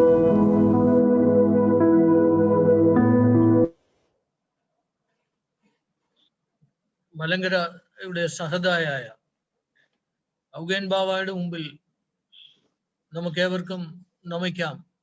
ആ പിതാവിന്റെ ജീവിതം നമുക്കേവർക്കും മാതൃകയാക്കാം. അടുത്തതായിട്ട് ബഹുമാനപ്പെട്ട തോമസ് പോൾ റമ്പാച്ചൻ, അദ്ദേഹത്തിന്റെ വേദനകളും പ്രയാസങ്ങളും, അദ്ദേഹത്തിന്റെ മാതാവിനെ അടക്കാൻ ചെന്നപ്പോൾ ഉണ്ടായ പ്രയാസങ്ങളൊക്കെ നമ്മൾ കണ്ടിട്ടുള്ളതാണ്. നമുക്ക് കേൾക്കാം റമ്പാച്ചന്റെ നാവിൽ നിന്ന്. റമ്പാച്ച, സ്വാഗതം.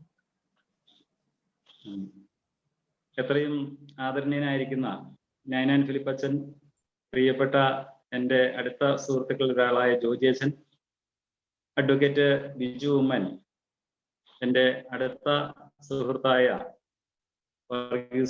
വക്കീല്, യുവജന പ്രസ്ഥാനത്തിന്റെ പ്രമുഖരായ ഭാരവാഹികളെ, ഷാർജ പള്ളിയിലെ എൻ്റെ ആദരണീയരായ സഹോദരങ്ങളെ, ലോകത്തിന്റെ നാനാഭാഗങ്ങൾ കണ്ടുകൊണ്ടിരിക്കുന്ന എൻ്റെ പ്രിയമുള്ളവരെ,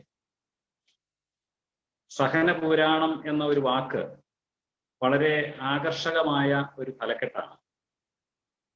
ഷാർജ പള്ളിയുടെ യുവജന പ്രസ്ഥാനത്തിന്റെ നേതൃത്വത്തിൽ അപ്രകാരം ഒരു തലക്കെട്ട് കൊടുത്തൊരു തുടർച്ചയായ ചില പരിപാടികൾ സംഘടിപ്പിക്കുന്നത് ഒരു വലിയ ഓർമ്മപ്പെടുത്തലുമാണ് എന്നുള്ളത് വളരെ സന്തോഷത്തോടെ ഓർക്കുന്നു. അച്ഛനിവിടെ ചില കാര്യങ്ങളൊക്കെ സൂചിപ്പിച്ചു വ്യക്തിപരമായി. എൻ്റെ വ്യക്തിപരമായ കാര്യങ്ങളെ കുറിച്ച് പറയുന്നതിന് വലിയ പ്രസക്തി ഉണ്ട് എന്ന് ഞാൻ കരുതുന്നില്ല. എന്നേക്കാൾ വളരെയേറെ സഹിച്ചവരാണ് മലങ്കര സഭയുടെ സമരമുഖത്ത് മുന്നിൽ നിന്ന ഒത്തിരിയേറെ സഹോദരങ്ങൾ. അതുകൊണ്ട് തന്നെ ചില കാര്യങ്ങൾ സൂചിപ്പിച്ചു പോകാം എന്ന് മാത്രമാണ് ഞാൻ ആഗ്രഹിക്കുന്നത്.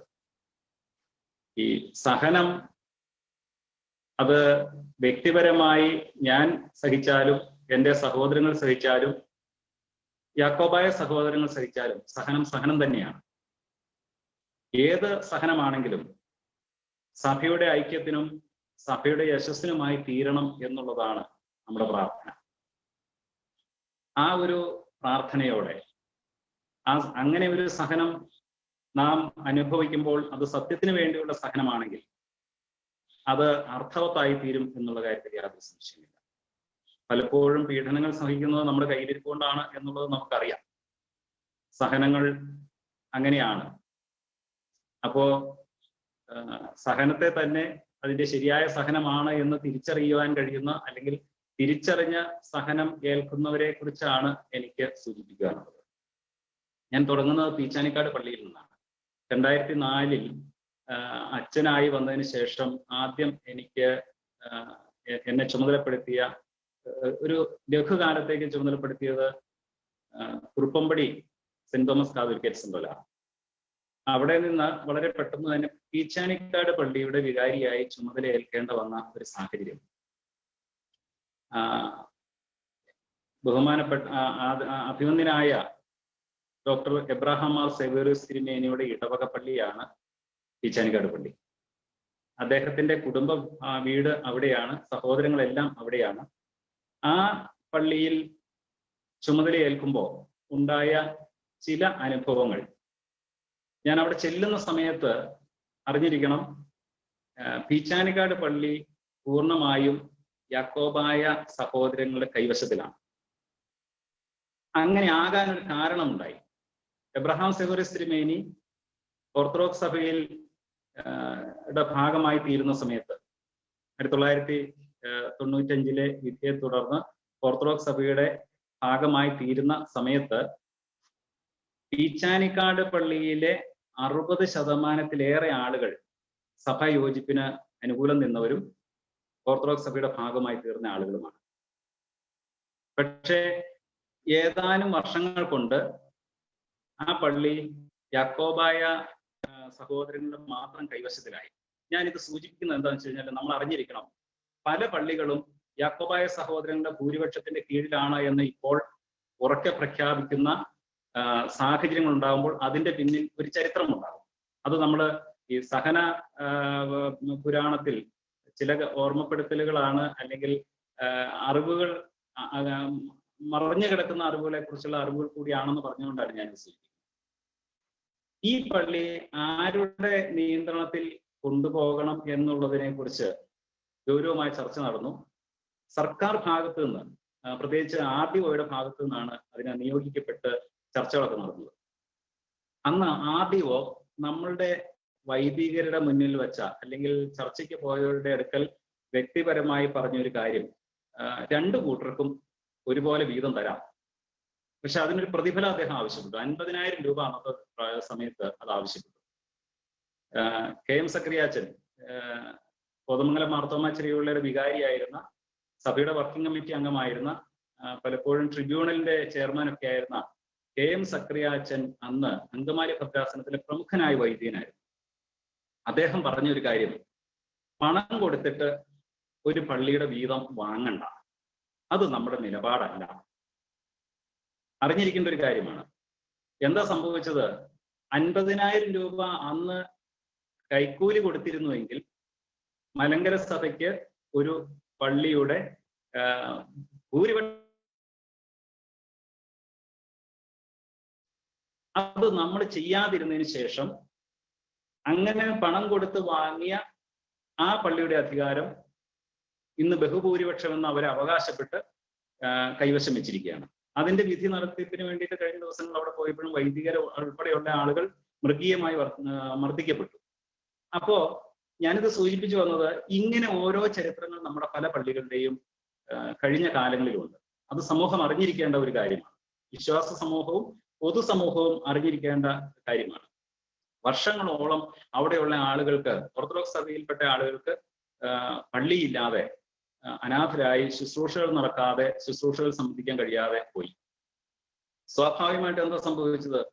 ദേവാലയങ്ങളിൽ പോവുക എന്നുള്ളത് ഉള്ള താല്പര്യങ്ങൾ മാത്രം മുൻനിർത്തി, അത് കക്ഷിയോ പ്രശ്നങ്ങളോ ഒന്നുമില്ലാതെ കുറേയേറെ ആളുകൾ തിരികെ ആ പള്ളിയിൽ തന്നെ പോവുകയും, എന്നാൽ വീണ്ടും ധൈര്യത്തോടു കൂടി നിന്ന, അല്ലെങ്കിൽ ഞങ്ങൾ അങ്ങനെ തിരികെ പോകുന്നില്ല എന്ന് ഉറച്ച തീരുമാനമെടുത്ത കുറെ ആളുകൾ അവിടെ ഓർത്തഡോക്സ് സഭാംഗങ്ങളായി നിൽക്കുകയും ചെയ്തു. അവർ താഴെ ഒരു ചെറിയ ഷെഡ് വെച്ച് കെട്ടി അവിടെ ശുശ്രൂഷ നടത്തുകയായിരുന്നു. അത് എബ്രഹാം സേവ്യർ തിരുമേനിയുടെ ഒരു കുരിശടിയായിരുന്നു. ഒരു കുരിശടി മാത്രമായിരുന്നു ഉണ്ടായിരുന്നത്. അതിന്റെ പിന്നിലേക്ക് പടുതയൊക്കെ വലിച്ചു കെട്ടി അവിടെ കുർബാന കെട്ടി. അത് വർഷങ്ങൾക്ക് ശേഷമാണ് അതൊക്കെ സംഭവിക്കുന്നത്.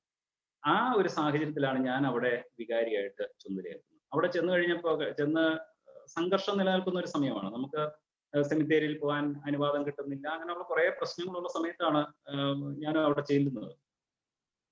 അങ്ങനെ ഇരിക്കുന്ന സമയത്ത് ആ പള്ളിയിൽ വേറൊരു തീരുമാനം ഉണ്ടായിരുന്നു. പുറമേ നിന്നുള്ള ഒരു മേൽപ്പെട്ട സ്ഥാനീയം, അത് യാക്കോബായ പക്ഷത്തിന്റെ ആയാലും ഓർത്തഡോക്സ് പക്ഷത്തിന്റെ ആയാലും അവിടെ ചെല്ലരുത് എന്ന് ആദ്യ കോടതിയിൽ നിന്നുള്ള തീരുമാനവും ഉണ്ടായിരുന്നു. അങ്ങനെ പോയിക്കൊണ്ടിരിക്കുന്ന സമയത്ത് ഒരു ദിവസം അവിടുത്തെ ഒരു ഷമ്മാശന്റെ കല്യാണം നടത്താൻ വേണ്ടി ശ്രേഷ്ഠ ബാവ അവിടേക്ക് എഴുന്നള്ളി വരുന്നു എന്ന് അറിയിപ്പുണ്ടായി. അന്ന് നമ്മുടെ ആളുകളൊക്കെ അതിനോട് പറഞ്ഞു, ബാവ വരുന്നതിനല്ല പ്രശ്നം, അവിടെ മേൽപ്പട്ടക്കാരെ ആരെയും കയറ്റിടുന്ന തീരുമാനമുള്ളതാണ്, അത് ഒരു കാരണവശാലും പാലിക്കപ്പെടാതെ പോകരുത് എന്ന് നിർബന്ധം പറഞ്ഞെങ്കിലും അന്നത്തെ പോലീസ് സർക്കിൾ ഇൻസ്പെക്ടർ, ഞാൻ അതിന്റെ ഒരു ഭാഗമായിരുന്നുകൊണ്ട് തന്നെ പറയുകയാണ്, ഞങ്ങളെ വിളിച്ചിട്ട് പറഞ്ഞു, ഒരു കാരണവശാലും ബാവ ഇന്ന് വരുന്നില്ല, നിങ്ങൾ ഇവിടെ കൂട്ടം കൂടണ്ട എന്ന് പറയുകയും, അങ്ങനെ അദ്ദേഹത്തിന്റെയും അതിനോട് ചേർന്നവരുടെയൊക്കെ വാക്കുകൾ വിശ്വസിച്ച് നമ്മൾ മാറുകയും ചെയ്തു. പക്ഷേ സമയമായപ്പോൾ ഈ പോലീസ് ഉദ്യോഗസ്ഥന്മാർ തന്നെ അദ്ദേഹത്തിന് പ്രൊട്ടക്ഷൻ കൊടുത്ത് കല്യാണം നടത്തി പറഞ്ഞു വിടുകയൊക്കെ ചെയ്തു. അതിനെ തുടർന്ന് പിന്നീട് മേൽപ്പട്ടക്കാരെല്ലാം ആ പള്ളിയിൽ കയറാനും തുടങ്ങി. ഞാനിത് പറഞ്ഞത് അറിഞ്ഞിരിക്കാൻ വേണ്ടിയിട്ടാണ്. എങ്ങനെയാണ് കുറേശ്ശെയായി ഓർത്തഡോക്സ് സഭയ്ക്ക് ഭൂരിപക്ഷമുള്ള പള്ളികൾ യാക്കോബായക്കാരുടെ പള്ളികളാക്കി മാറ്റുന്നത് എന്നുള്ളതിന്റെ ഒരു നേർരേഖയാണ് ഞാൻ ഇങ്ങനെ ഒരു സമയത്ത് അവിടെയുള്ള ആളുകൾ മാനസികമായി ഏറെ വിഷമിച്ചു. പക്ഷെ പിന്നെ നമുക്ക് വേറൊന്നും ചെയ്യാനില്ല. അന്ന് ഈ പറഞ്ഞതുപോലെ അന്ന് രാഷ്ട്രീയ നേതൃത്വത്തിൽ നമുക്ക് വേണ്ട ഒരു പിന്തുണയും ഒന്നും ലഭിച്ചില്ല. അത് അങ്ങനെ അങ്ങ് പോയി. ഞാനത് സാന്ദർഭികമായി സൂചിപ്പിച്ചെന്ന് മാത്രമേ ഉള്ളൂ. രണ്ടാമത് ഞാൻ 2011 ആയപ്പോഴേക്കും പഴന്തോട്ടം പള്ളിയിലെ വികാരിയായിട്ട്, സഹവികാരിയായിട്ട് എനിക്ക് ചുമതല വന്നു. അവിടെ കേസുകൾ നടക്കുന്നതുകൊണ്ട് എടയനാലച്ചൻ, ബഹുമാനപ്പെട്ട മത്തായി എടയനാൽ ക്രിസ്തോപ്പാച്ചനാണ് അവിടുത്തെ വികാരി. അപ്പൊ ഞാൻ അവിടെ നിയമിക്കപ്പെടുന്നവരെല്ലാം സഹവികാരിമാരായിട്ടാണ് നിയമിക്കുന്നത്. അപ്പൊ ഞാൻ അവിടെ സഹവികാരിയായിട്ട് ചെന്ന് എനിക്ക് തോന്നുന്നു ഒരു സെപ്റ്റംബർ മാസത്തിലാണ് ഞാൻ ചുമതലയേൽക്കുന്നത്. ചെല്ലുന്നതിന്റെ 3-ാമത്തെ ആഴ്ച എൽദോ ബാവയുടെ പെരുന്നാൾ വരികയാണ്, ഒക്ടോബറിൽ. അപ്പൊ ഞാൻ അവിടെ പറഞ്ഞു, നമുക്ക് പെരുന്നാൾ ആഘോഷിക്കണം എന്ന് പറഞ്ഞു. അതിനു മുമ്പ് പലപ്പോഴും ഈ പെരുന്നാൾ ആഘോഷിച്ചിരുന്നില്ല അവിടെ പ്രത്യേകമായിട്ട്. ഞാൻ കോതമംഗലംകാരനായതുകൊണ്ട് പിന്നെ അങ്ങനെ ഒരു പെരുന്നാൾ ആഘോഷിക്കുന്നത് നല്ലതാണ് എന്ന് കരുതിയതുകൊണ്ട് അങ്ങനെ ഒരു നിർദ്ദേശം വെച്ചു. അവരെല്ലാം അത് സ്വീകരിച്ചു. പ്രത്യേകിച്ച് അന്ന് തമുക്ക് നേർച്ചയൊക്കെ ഉണ്ടാക്കി. നമുക്ക് അവിടുത്തെ സമയക്രമീകരണമുണ്ട്. രാവിലെ 9:30 മുതൽ 1:30 വരെയുള്ള സമയം ഓർത്തഡോക്സ് സഭയ്ക്കും, അതിന് മുൻപുള്ള സമയം 6 മണി മുതൽ 9:30 വരെയുള്ള സമയം യാക്കോബായ സഭയ്ക്കും അങ്ങനെയായിരുന്നു. അതിനുശേഷം 1:30-ക്ക് ശേഷം വീണ്ടും സൺഡേ സ്കൂൾ നടത്താൻ യാക്കോബായ സഭയ്ക്കുള്ള സൗകര്യമൊക്കെ ഉണ്ടായിരുന്ന ഒരു പള്ളിയാണ്. അവിടെ ഞങ്ങള് പെരുന്നാൾ നടത്തി കുർബാന കഴിഞ്ഞ് ഒരു 11 മണിയായപ്പോഴേക്കും കുർബാനയൊക്കെ കഴിഞ്ഞിട്ട് പ്രദക്ഷിണം പുറത്തേക്ക് ഇറങ്ങി വരുന്ന സമയത്ത് യാക്കോബായ സഹോദരങ്ങൾ വന്നിട്ട് തടയുകയാണ്. എന്താ തടച്ചിലെന്നറിയോ? അത് പഴന്തോട്ടം പള്ളി അറിയാവുന്നവർക്ക് അറിയാം. അത് ഒരു റോഡിന്റെ സൈഡിലുള്ള ഒരു പള്ളിയാണ്. പ്രദക്ഷിണം റോഡിലേക്ക് ഇറങ്ങാൻ പാടില്ല, ഇതാണ് അവരുടെ ആവശ്യം. അപ്പൊ ഈ പ്രദക്ഷിണം റോഡിലേക്ക് ഇറങ്ങുന്നതും പിന്നെ സഭാ തർക്കവും തമ്മിൽ എന്താ ബന്ധമുള്ളത്? അത് ചോദിച്ചു കഴിഞ്ഞപ്പോൾ പറയുന്നത് ഇതിനു മുമ്പ് ഒരിക്കലും ഈ പെരുന്നാൾ നടത്തിയിട്ടില്ല, പെരുന്നാൾ നടത്താത്തതുകൊണ്ട് പ്രദക്ഷിണം പുറത്തേക്ക് ഇറങ്ങിയിട്ടില്ല, അതുകൊണ്ട് തന്നെ നിങ്ങൾ പ്രദക്ഷിണം പുറത്തേക്ക് ഇറങ്ങാൻ പാടില്ല. പോലീസ് ഉദ്യോഗസ്ഥന്മാർ ഉൾപ്പെടെയുള്ളവരുടെ സാന്നിധ്യത്തിലാണ് ഇവിടെ തടയുന്നത്. 1:30 വരെയുള്ള സമയം ആ പ്രദക്ഷിണത്തിന് പോയ മുഴുവൻ വ്യക്തികളെയും അവയിലത്ത് അവിടെ നിർത്തി. പുറത്തേക്കും പോകാൻ പറ്റുന്നില്ല, അകത്തേക്ക് പ്രദക്ഷിണം തുടങ്ങി നമുക്ക് അവസാനിപ്പിക്കണമല്ലോ.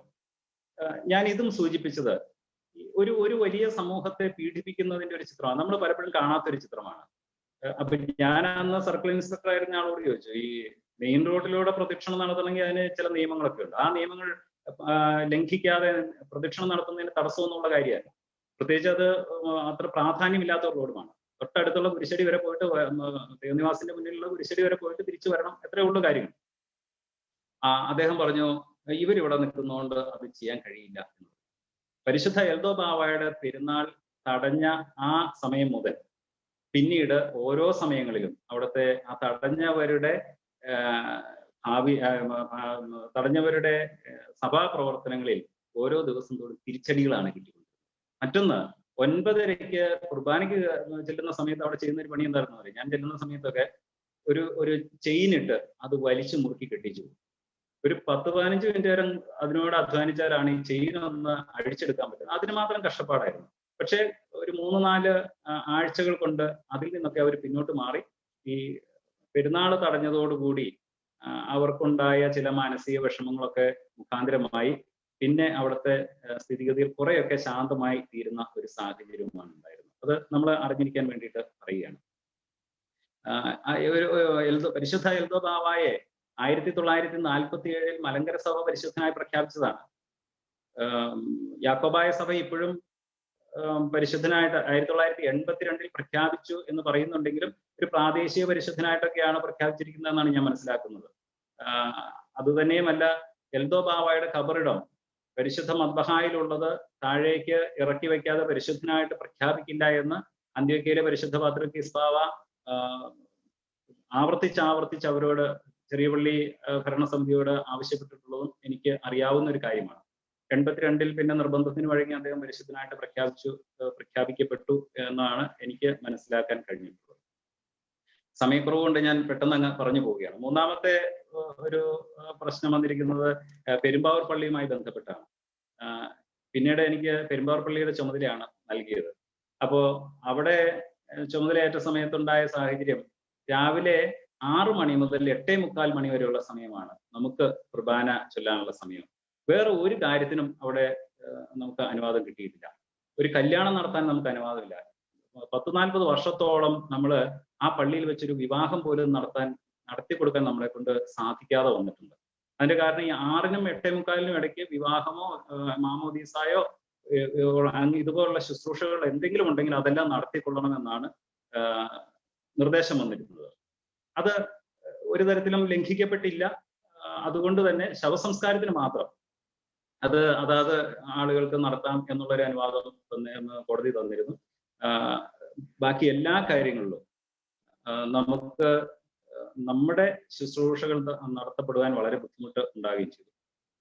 ഇതിനിടയിലാണ് പള്ളി പൊളിച്ചു പണിയുന്നത്. പള്ളി പൊളിച്ചു പണിയുന്ന സമയത്ത് നമ്മുടെ ആളുകൾ അതിന് ചില മുറുമുറുപ്പുകളൊക്കെ പറഞ്ഞു. അന്ന് യാക്കോബായ ഭാഗത്ത് നിന്ന് പാത്തിക്കലച്ഛന്റെ നേതൃത്വത്തിലാണ് പള്ളിയൊക്കെ പണിയുന്നത്. നമ്മൾ രണ്ടു കൂട്ടരും ആരാധിച്ചുകൊണ്ടിരുന്ന പള്ളിയാണ് അത്. അച്ഛന്റെയും യാക്കോബായ വിഭാഗത്തിലെ ആളുകളുടെയും മാത്രം താല്പര്യത്തെ പ്രതി ആ പള്ളി പൊളിച്ചു പണിത് കൂദാശ തുടങ്ങിയ അന്ന് മുതൽ നമുക്ക് കുർബാന ചൊല്ലാനുള്ള അനുവാദം ഇല്ലാതെയായി. പിന്നെ അത് അന്നത്തെ സമയത്ത് രാഷ്ട്രീയമായിട്ടും നിയമപാലകരുടെ ഭാഗത്തു നിന്നൊക്കെ ഇടപെടലൊക്കെ ഉണ്ടായി. അത് സംസ്ഥാപിച്ച് കിട്ടി എന്നുള്ളത് ഒരു ചരിത്രമാണ്, അത് മറക്കുന്നില്ല. പക്ഷെ അതിനോടൊപ്പം സംഭവിച്ചൊരു കാര്യം, നമ്മുടെ ശുശ്രൂഷയ്ക്ക് ഉപയോഗിക്കുന്ന ഒരു സാധനങ്ങളും നമുക്ക് പള്ളി മുറിയിൽ സൂക്ഷിക്കാനോ അല്ലെങ്കിൽ പള്ളിയോട് ചേർന്നുള്ള സ്ഥലങ്ങളിൽ സൂക്ഷിക്കാനോ അനുവാദമില്ലാതെ അവസാനം അവര് അതിനു മുമ്പ് മദ്ബഹായോട് ചേർന്ന് നമ്മൾ ഇതെല്ലാം സൂക്ഷിച്ചു വെച്ചുകൊണ്ടിരുന്നതാണ്.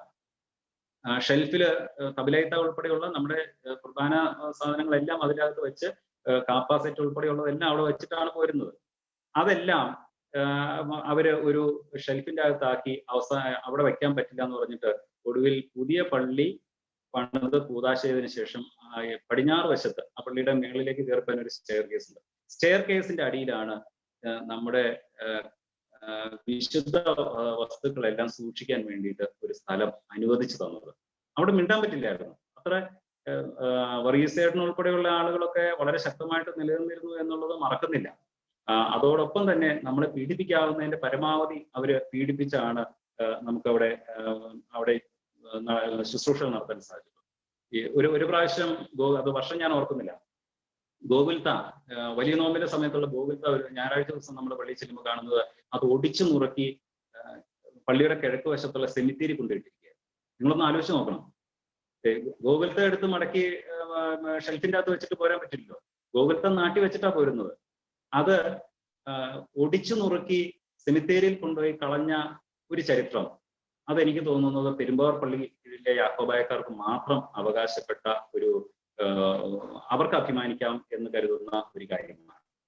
അതുപോലെ തന്നെ പുല്ലാക്കുടിയിലെ കുര്യാക്കോസ് അച്ഛൻ ഒരു ദിവസം അച്ഛന്റെ നേതൃത്വത്തിൽ കുർബാനയെല്ലാം ചെല്ലുന്ന സമയത്ത്, അത് ഈ പള്ളിപണി നടക്കുന്ന ഒരു സമയത്താണ്, ചെല്ലുന്ന സമയത്ത് ഈ പള്ളി മദ്ബഹായുടെ ചേർന്നുള്ള മുറിയിലിരുന്ന ഷെൽഫിന്റെ മുൻവശത്തൊക്കെ അവർ കല്ല് വെച്ച് അത് അടച്ച് ഷെൽഫ് തുറക്കാൻ പറ്റാത്ത ഒരു അവസ്ഥ ഉണ്ടാക്കി വെച്ചു.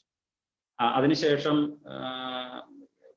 കൊല്ലനെ വിളിച്ചുകൊണ്ട് വന്ന് അത് പൂട്ട് പൊളിച്ച് അവിടെ ഷെൽഫ് തുറന്ന് കുർബാന ചൊല്ലേണ്ട സമയം വന്നു കഴിഞ്ഞപ്പോഴേക്കും 8 മണിയോളമായി. അപ്പൊ അന്ന് കുർബാന മുടങ്ങുന്ന ഒരു സാഹചര്യം ഉണ്ടാകുന്നു. ഓമനക്കുട്ടൻ എന്ന് പറയുന്ന ഒരു SI ആണ് അന്ന് ചുമതലയിൽ ഉണ്ടായിരുന്നത്. അദ്ദേഹം വന്നിട്ട് പറഞ്ഞു, ഇന്നൊരു കാരണത്താലാണല്ലോ, അതുകൊണ്ട് നിങ്ങൾ അച്ഛൻ കുർബാന ചൊല്ലിക്കോ, ഒരു കുഴപ്പമില്ല, ഞാൻ അതിന് വേണ്ട എല്ലാ ക്രമീകരണങ്ങളും ചെയ്തു തരാം എന്ന് പറഞ്ഞ് അച്ഛന് കുർബാന തുടങ്ങി. അറിഞ്ഞിരിക്കേണ്ടതാണ്, കൃത്യം 8:45 യാക്കോബായ വിഭാഗത്തിലുള്ള സഹോദരങ്ങൾ വന്നിട്ട് പ്രശ്നങ്ങൾ ഉണ്ടാക്കുന്നത്. അന്ന് ഒരു ചാക്കോ NC ചാക്കോ എന്ന് പറയുന്ന ഒരു CI അദ്ദേഹം രംഗത്ത് വന്നു. അദ്ദേഹം യാക്കോബായ സഭയുമായിട്ട് ഏറ്റവും അടുത്ത് നിന്ന ഒരാളാണ്. അദ്ദേഹം വന്നിട്ട് പറഞ്ഞു, എന്താ ഇവിടെ ഇപ്പൊ സംഭവിച്ചുകൊണ്ടിരിക്കുന്നതെന്ന് സൈഡ് എടുത്ത് ചോദിച്ചു. ഇപ്പൊ പറഞ്ഞു, ഇത് ഇന്നതുപോലെ സംഭവിച്ചു, അത് താമസിച്ചാണ് കുർബാന തുടങ്ങി, എത്രയും നേരത്തെ കുർബാന തീർത്ത് അവിടെ നിന്ന് മാറണമെന്ന് അച്ഛനോട് ആവശ്യപ്പെട്ടിട്ടുണ്ട്, അത് ഞാൻ അനുവാദം കൊടുത്തതാണ് എന്ന് ഓമനക്കുട്ടൻ എന്ന് പറയുന്ന ഒരു അക്രൈസ്തവനായ SI അവിടെ പറയുണ്ടായി. Superior officer you obey my order. അദ്ദേഹം പറഞ്ഞത് കൂടെ ശുശ്രൂഷ കൂടിയിരുന്ന അവിടുത്തെ പൊയ്ക്കാട്ടിലെ പോള് കഴിഞ്ഞ ദിവസം ഞാൻ ഇതിനെക്കുറിച്ച് സംസാരിച്ച് പറഞ്ഞൊരു കാര്യമാണ് എന്ന് പറഞ്ഞ് ഈ ഓമനക്കുട്ടനെ കൊണ്ട് തന്നെ അച്ഛനെ മദ്ബഹായിൽ കയറി അച്ഛന്റെ കൈ പിടിച്ച് പുറത്തേക്ക് ഇറക്കി കൊണ്ടുവരുന്നത്. അപ്പൊ അച്ഛൻ ഒരു ചോദ്യം ചോദിച്ചു, ഇത് വിശുദ്ധ ബലിയാണ്, ഞാൻ ഇത് എന്ത് ചെയ്യണം? അദ്ദേഹം പറഞ്ഞു, അച്ഛനറിയാലോ ഇവിടുത്തെ സാഹചര്യം, എനിക്കൊന്നും ചെയ്യാൻ കഴിയില്ല, അത് അച്ഛൻ കയ്യിലെടുത്തോ.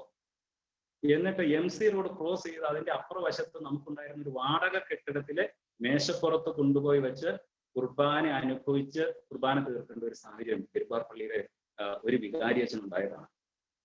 നമ്മൾ അറിഞ്ഞിരിക്കണം. അതിനുശേഷം അവരുടെ പോലീസ് സ്റ്റേഷനിൽ കൊണ്ടുപോയി, പോലീസ് സ്റ്റേഷനിൽ നിന്ന് പിന്നെ ഞാൻ മനസ്സിലാക്കുന്ന കാക്കനാട് സബ് ജയിലിലേക്ക് കൊണ്ടുപോകുന്ന സമയത്ത് പിന്നെ അതിന് ജാമ്യം കിട്ടി, അങ്ങനെ ജയിലിൽ വരെ കൊണ്ടുപോകേണ്ട സാഹചര്യം. അപ്പോ ഇത് ഇങ്ങനെ ഒരു സാഹചര്യത്തിലാണ് ഞാൻ അവിടെ ഒരു അച്ഛൻ എന്ന നിലയിൽ ഞാൻ അവിടെ ചെല്ലുന്നു. അതിനുശേഷം കുറേയേറെ പ്രശ്നങ്ങൾ, കുറേയൊക്കെ നമ്മൾ കണ്ടതാണ്. കോടതിയുടെ വിധികളൊക്കെ നമുക്ക് ഒന്നൊന്നായി അനുകൂലമായി വരുന്ന സമയത്ത് 8:45 അവിടെ നിന്ന് ഇറങ്ങിക്കൊടുക്കേണ്ട സാഹചര്യം ഉണ്ടാകുന്ന വേറെ ഒരു കാര്യത്തിലും നമുക്കൊരു ഒരു വൈദികനെ സംബന്ധിച്ചിടത്തോളം ഒരു പ്രാഥമിക കൃത്യം നിർവഹിക്കാൻ ഒരു ആവശ്യം വന്നു കഴിഞ്ഞാൽ അതിനുള്ള മുറി പോലും തുറന്നു കിട്ടാത്ത സാഹചര്യം പെരുമ്പാവൂർ പള്ളിയിൽ ഉണ്ടായിരുന്നു. എന്നിട്ട് ഇപ്പൊ എന്താ ഒടുവിൽ സംഭവിച്ചത്? അതെല്ലാം ഒരു നിയമത്തിന്റെ ശക്തമായ ഇടപെടൽ ഉണ്ടായപ്പോ ഈ ചെയ്തതെല്ലാം തിരിച്ച് അവർക്ക് ഒന്നുമില്ലാത്ത അവസ്ഥയിൽ, തീവ്രവാദികളായ യാക്കോബായ സഹോദരങ്ങൾക്ക് ഒന്നുമില്ലാത്ത അവസ്ഥയിലേക്ക് പോകേണ്ടി വന്നു എന്നുള്ളതാണ്. നമ്മുടെ കൂടെ നിൽക്കുന്ന ആളുകളും അതുപോലെ ഭൂരിപക്ഷം വരുന്ന യാക്കോബായക്കാരില് മിതവാദികളായ ആളുകളൊക്കെ ഇപ്പോൾ പള്ളിയിൽ വരാൻ തുടങ്ങിയിട്ടുണ്ട്. അവരുടെ ഒരു അവകാശങ്ങളും നിഷേധിച്ചിട്ടില്ല. ഈ കഴിഞ്ഞ ദിവസങ്ങളിൽ ശവസംസ്കാരമൊക്കെ നടത്തിയത് യാക്കോബായക്കാരായ ആളുകളുടേതായിരുന്നു എന്നുള്ളതാണ്. കോതമംഗലം ചെറിയ പള്ളിയെ സംബന്ധിച്ചിടത്തോളം സമയക്കുറവ് കൊണ്ട് ഞാൻ കൂടുതലായിട്ട് പോകാൻ ആഗ്രഹിക്കുന്നില്ല. 2008 എൻ്റെ പിതാവ് മരിച്ച സമയത്ത് അച്ഛൻ സൂചിപ്പിച്ചു കഴിഞ്ഞാൽ മാതാവിന്റെ ശവസംസ്കാരമായിട്ട് ബന്ധപ്പെട്ട് മാതാവിന്റെ ശവസംസ്കാരം സമൂഹം അറിഞ്ഞത് അന്ന് സോഷ്യൽ മീഡിയ മാത്രമല്ല, അതിനാവശ്യമായ ഉപകരണങ്ങളൊക്കെ അത് റെക്കോർഡ് ചെയ്യാനൊക്കെ ഉള്ള സാഹചര്യം ഉണ്ടായി. 18 എൻ്റെ പിതാവ് മരിക്കുന്ന സമയത്ത് ഒരു ക്യാമറ പോലും ഉള്ളിലേക്ക് കടത്താൻ അവിടുത്തെ യാക്കോബായക്കാര് തയ്യാറായില്ല. ചെന്നൈപ്പള്ളിയിലെ ഐസകച്ചന്റെ മകൻ റോയി ഇടയ്ക്ക് ശുശ്രൂഷയുടെ അടുത്ത് ഇടയ്ക്ക് ഒരു ഫോട്ടോ എടുക്കാൻ വേണ്ടി അന്നത്തെ ഒരു മൊബൈൽ ക്യാമറ എടുത്തപ്പോൾ പോലീസിനെ കൊണ്ട് അത് പിടിച്ചു വാങ്ങിപ്പിച്ച ഒരു സാഹചര്യം ഉണ്ടായി. അപ്പൊ അന്ന് നടന്നത് ലോകം ഒന്നും അറിഞ്ഞില്ല. 4 ദിവസമാണ് ഈ കോടതി വിധിക്ക് വേണ്ടിയിട്ട് പിതാവിന്റെ ശവശരീരം മോർച്ചറിയിൽ സൂക്ഷിക്കേണ്ടി വന്നത്. അത് എൻ്റെ കാര്യങ്ങൾ പറയുന്നതിനോട് എനിക്ക് അത്ര യോജിപ്പില്ലാത്തത് കൊണ്ടാണ് ഞാനത് പെട്ടെന്ന് അങ്ങ് പറഞ്ഞു പോകുന്നത്. അതിനുശേഷം 2008 പിതാവ് മരിച്ചു. 2011 ഒരു വർഷം കോടതി വിധിയുടെ അനുവാദത്തോടു കൂടി ഒരു ആണ്ട് നടത്തുന്നതിന് വേണ്ടിയിട്ട് ആ സെമിത്തേരിയിൽ പോകാനില്ലാതെ 2018 എൻ്റെ മാതാവ് മരിക്കുന്നവരുള്ള സമയത്തിനിടയിൽ ഒരിക്കൽ പോലും എൻ്റെ പിതാവിന്റെ കല്ലറയിൽ ഒന്ന് ധൂപം വീശാനോ അല്ലെങ്കിൽ അവിടെ ഒന്ന് പ്രാർത്ഥിക്കാൻ പോകാനോ എന്നെ കൊണ്ട് സാധിച്ചിട്ടില്ല. എന്നെ കൊണ്ട് സാധിച്ചിട്ടില്ല എന്നുള്ളതിനേക്കാൾ കൂടുതൽ എൻ്റെ വേദന, എനിക്ക് 2 സഹോദരങ്ങളുണ്ട്, അവരുടെ കൂടി മാതാപിതാക്കളാണ് ഇവരൊക്കെ. അപ്പൊ അവർക്ക് ഒരാഗ്രഹമുണ്ട്, അവരുടെ മാതാപിതാക്കളുടെ അടക്ക സ്ഥലത്ത് ധൂപപ്രാർത്ഥന നടത്തുക. അതിനു പോലും അനുവദിക്കാത്ത ക്രൂരത കാണിച്ച സഹോദരങ്ങളാണ് എൻ്റെ ഇടവക പള്ളിയിലെ അന്നത്തെ ഭരണാധികാരികളും ഭരണത്തിന് നേതൃത്വം നൽകിയവരും എന്നുള്ളത് നിങ്ങൾ അറിഞ്ഞിരിക്കണം. പിതാവിന്റെ ശവസംസ്കാരത്തെ കുറിച്ച് നമുക്കറിയാം. ഹൈക്കോടതിയിൽ നിന്ന് വിധി കിട്ടി. ഒരു വിധി കിട്ടി കഴിഞ്ഞപ്പോൾ പോലീസ് പറയുന്നു അത് നടത്തി തരില്ല എന്ന് പറയുന്നു. രണ്ടാമത് പോലീസ് ഹൈക്കോടതി വിധികൾ വ്യാഖ്യാനിക്കേണ്ട ആവശ്യമില്ല എന്ന് പറഞ്ഞ് ശാസിച്ചതിന്റെ അടിസ്ഥാനത്തിലാണ് 2ാമത്തെ പ്രാവശ്യം ശവസംസ്കാരം നടത്താൻ വേണ്ടിയിട്ട് അനുവാദം ലഭിച്ചത്. നമുക്കറിയാം, ഞാനത് കൂടുതൽ പറഞ്ഞു പോകില്ല. പക്ഷേ കാപ്പായിട്ട് ഒരു വൈദികന്റെ മേൽ കാർപ്പിച്ചു തുക്കുന്ന ഒരു ദുഃഖകരമായ ഒരു കാഴ്ച അവിടെ കണ്ടു എന്നുള്ളതാണ്. ഇനി 2019 സെപ്റ്റംബർ മാസം പകുതി കഴിഞ്ഞപ്പോൾ കോതമംഗലം ചെറിയപള്ളിയുടെ കബർ പൊളിക്കുന്നതുമായി ബന്ധപ്പെട്ട ഒരു കേസ്, ഒരു കാര്യം ശ്രദ്ധയിൽപ്പെട്ടപ്പോൾ പോലീസ് അധികാരികളെ അറിയിച്ചിട്ടാണ് ഞാനും എൽദോ കുര്യാക്കോസ് അച്ഛനും എൽദോ ഏലിയാസ് അച്ഛനും അതുപോലെ തന്നെ ജെയ്സ് അച്ഛനും പിന്നെ സാബുവും ഒക്കെ പള്ളിയിലേക്ക് ചെല്ലുന്നത്, ജെയിംസ് ഏടനും ഒക്കെ. ഞങ്ങള് ചെല്ലുന്ന സമയത്ത് ഞങ്ങളുടെ വാഹനം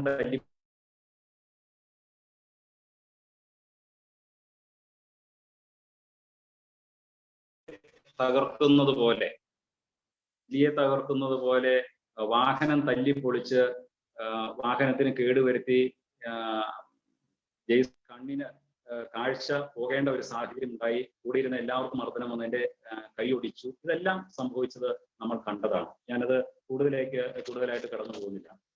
അതുപോലെ തന്നെയാണ് ഒരു കോടതി വിധി നടപ്പാക്കാൻ വേണ്ടി ആ പള്ളിയിൽ ചെന്നപ്പോൾ ഏതാണ്ട് 26 മണിക്കൂറോളം ഒരല്പം വെള്ളം പോലും തരാതെ വാഹനത്തിൽ തടഞ്ഞു നിർത്തിയത്. ഈ സമാധാനത്തിന് ആരും എതിരൊന്നുമല്ല, പക്ഷെ ഇതൊക്കെ ഓർത്തിരിക്കുന്നത് നല്ലതാണ്. സമാധാനത്തിന് വേണ്ടി ഓടി നടക്കുന്ന ആളുകളൊക്കെ ഇതൊന്ന് ഓർത്തിരിക്കുന്നത് നല്ലതാണ്. അതും പൊതുസമൂഹവും ഓർത്തിരിക്കേണ്ടതാണ്. ഞാൻ മനസ്സിലാക്കുന്ന പൊതുസമൂഹത്തെ കുറിച്ചൊക്കെ പ്രസ്താവനകൾ ഇറക്കുവാൻ യാക്കോബായ സഹോദരങ്ങളൊക്കെ ശ്രമിച്ചിട്ടുണ്ട്. പക്ഷെ ഇങ്ങനെയുള്ള കാര്യങ്ങളിൽ പീഡനങ്ങൾ വരുമ്പോൾ മിണ്ടാതിരിക്കുന്ന ഒരു പൊതുസമൂഹം, യാക്കോബായ സഹോദരങ്ങൾക്ക് വരുന്ന കോടതി വിധി ലംഘിക്കുമ്പോഴുണ്ടാകുന്ന ചില വേദനകൾക്ക് വേണ്ടി മുറവിളി കൂട്ടുന്ന കാണുമ്പോൾ അതിന്റെ ഒരു സാങ്കത്യം എന്താണ് എന്നുള്ളതിനെ കുറിച്ച് എനിക്കറിയില്ല. മാനസികമായുള്ളൊരു പീഡനം അതിഭയങ്കരമാണ്.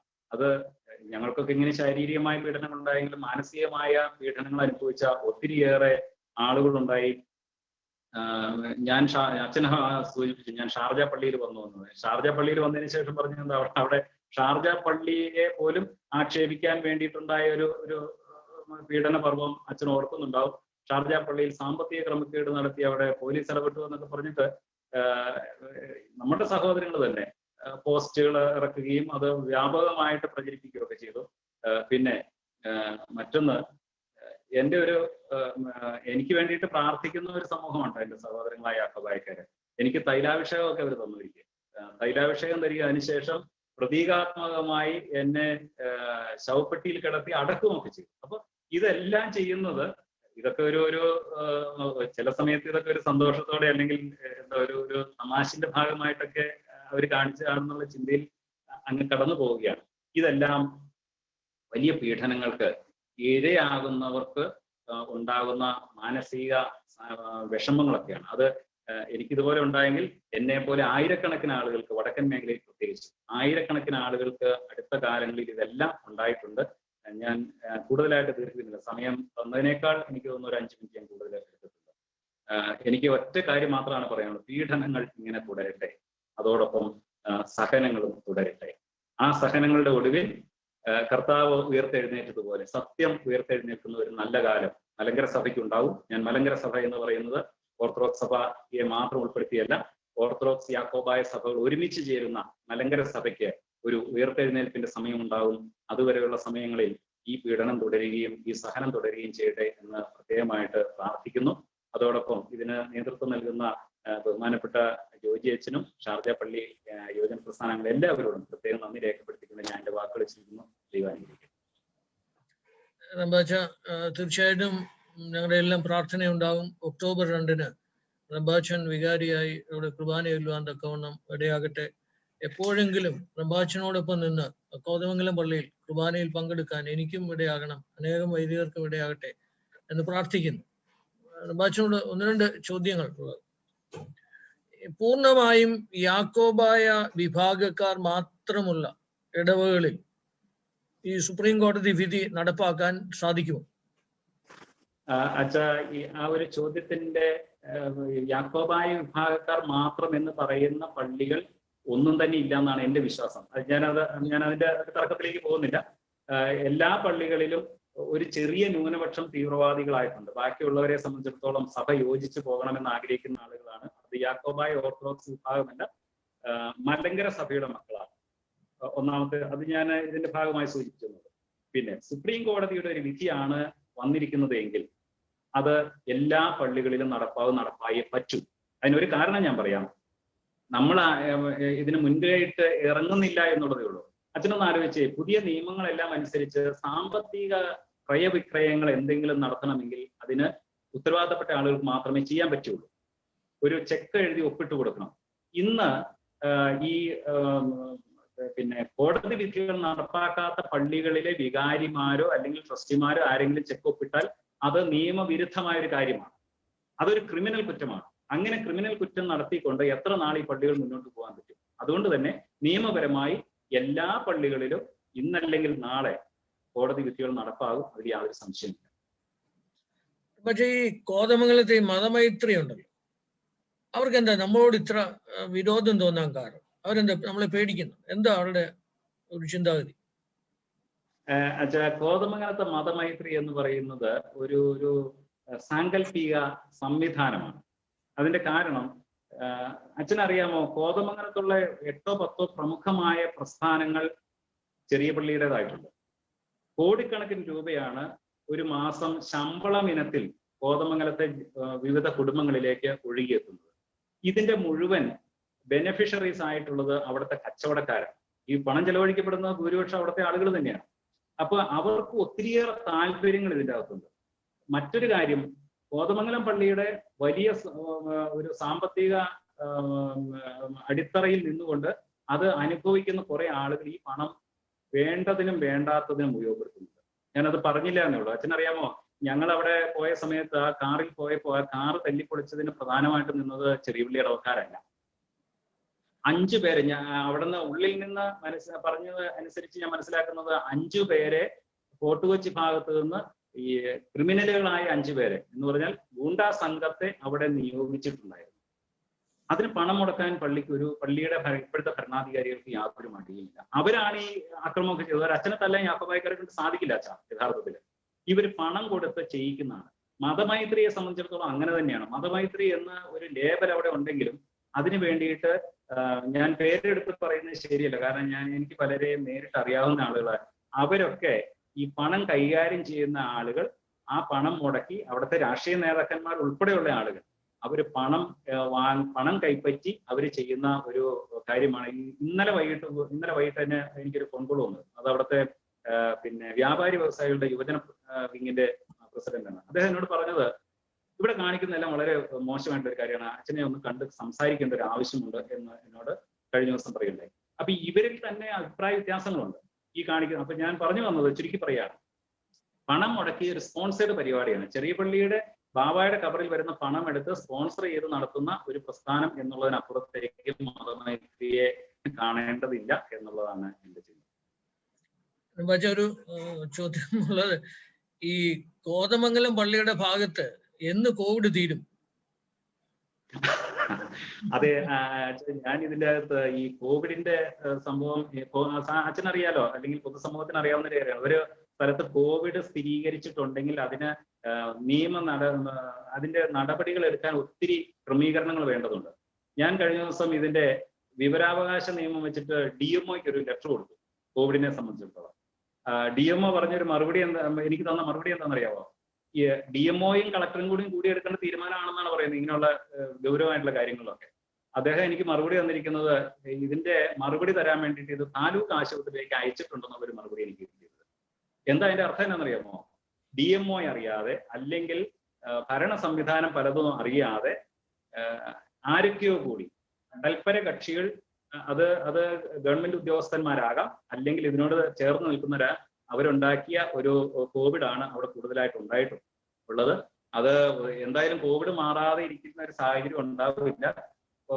ബസിലിസ്താവയുടെ കബറിന്റെ അടുക്കൽ കോവിഡ് മറ്റ് പ്രദേശത്തേക്കാൾ കൂടുതൽ വ്യാപിപ്പിക്കുന്നുണ്ടെങ്കിൽ അത് വ്യാപിപ്പിക്കുന്നവരെ കൊണ്ട് തന്നെ അത് അവസാനിപ്പിച്ചുകൊള്ളൂ എന്ന് എനിക്ക് പറയാനുണ്ട്.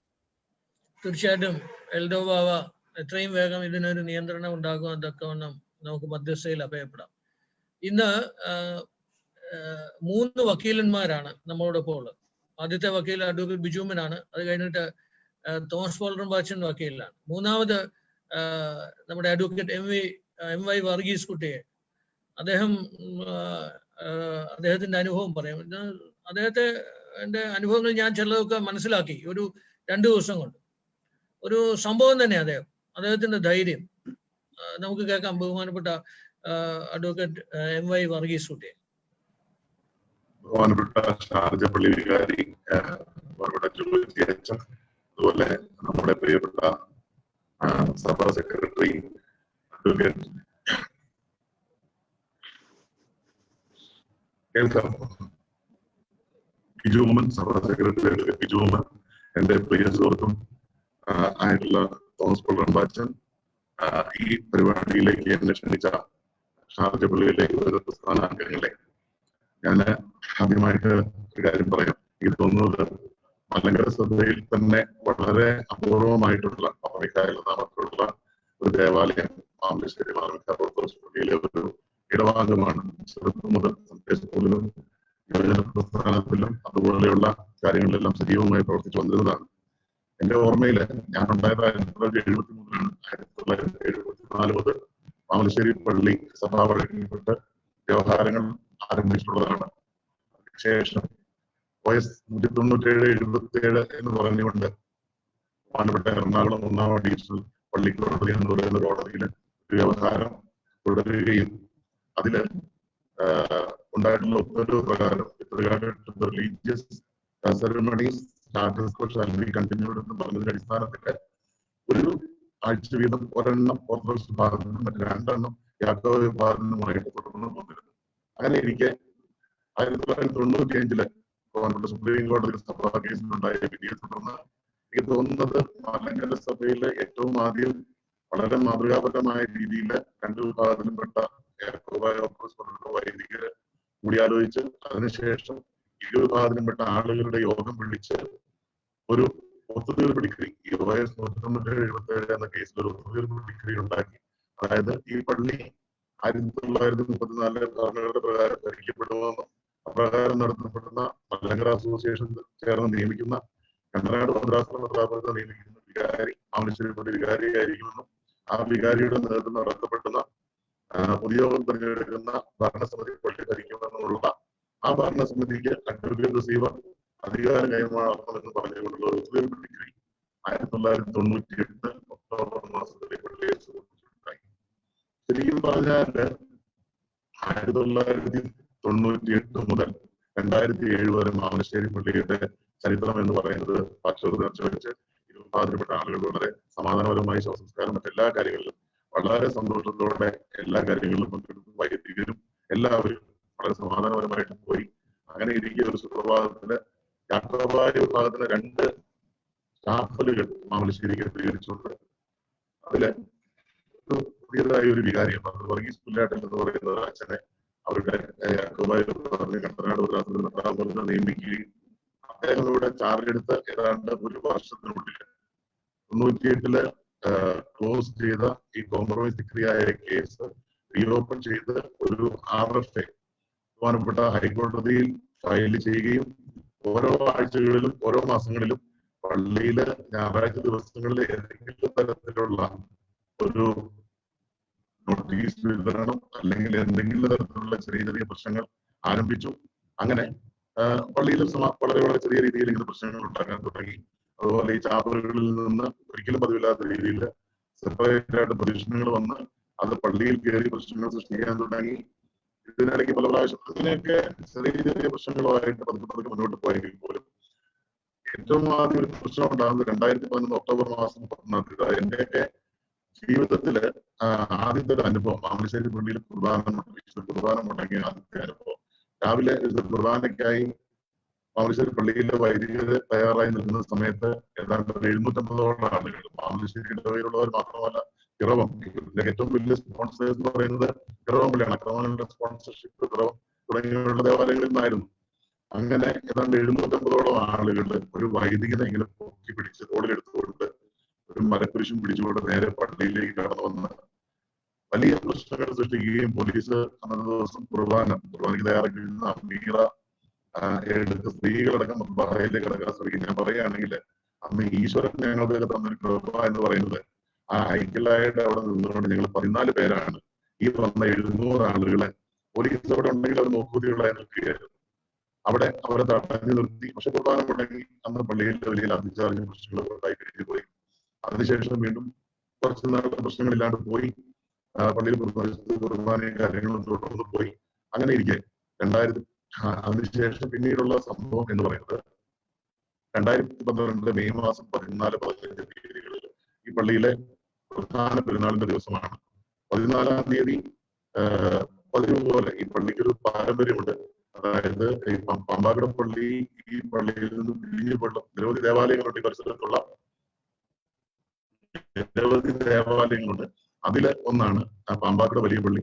പാമ്പാക്കട വലിയ പള്ളിയിലെ കോനാട്ട് കുടുംബത്തിൽ നിന്നുള്ള വൈദികര് പ്രധാന പെരുന്നാൾ ദിവസം രാവിലെ വിശുദ്ധ കുർബാന അർപ്പിക്കുന്ന ഒരു പതിവ് ഏതാണ്ട് എനിക്ക് തോന്നുന്നു ഏതാണ്ട് 300-ലധികം വർഷങ്ങളായി തുടർന്ന് പോരുന്ന ഒരു പതിവുണ്ട്.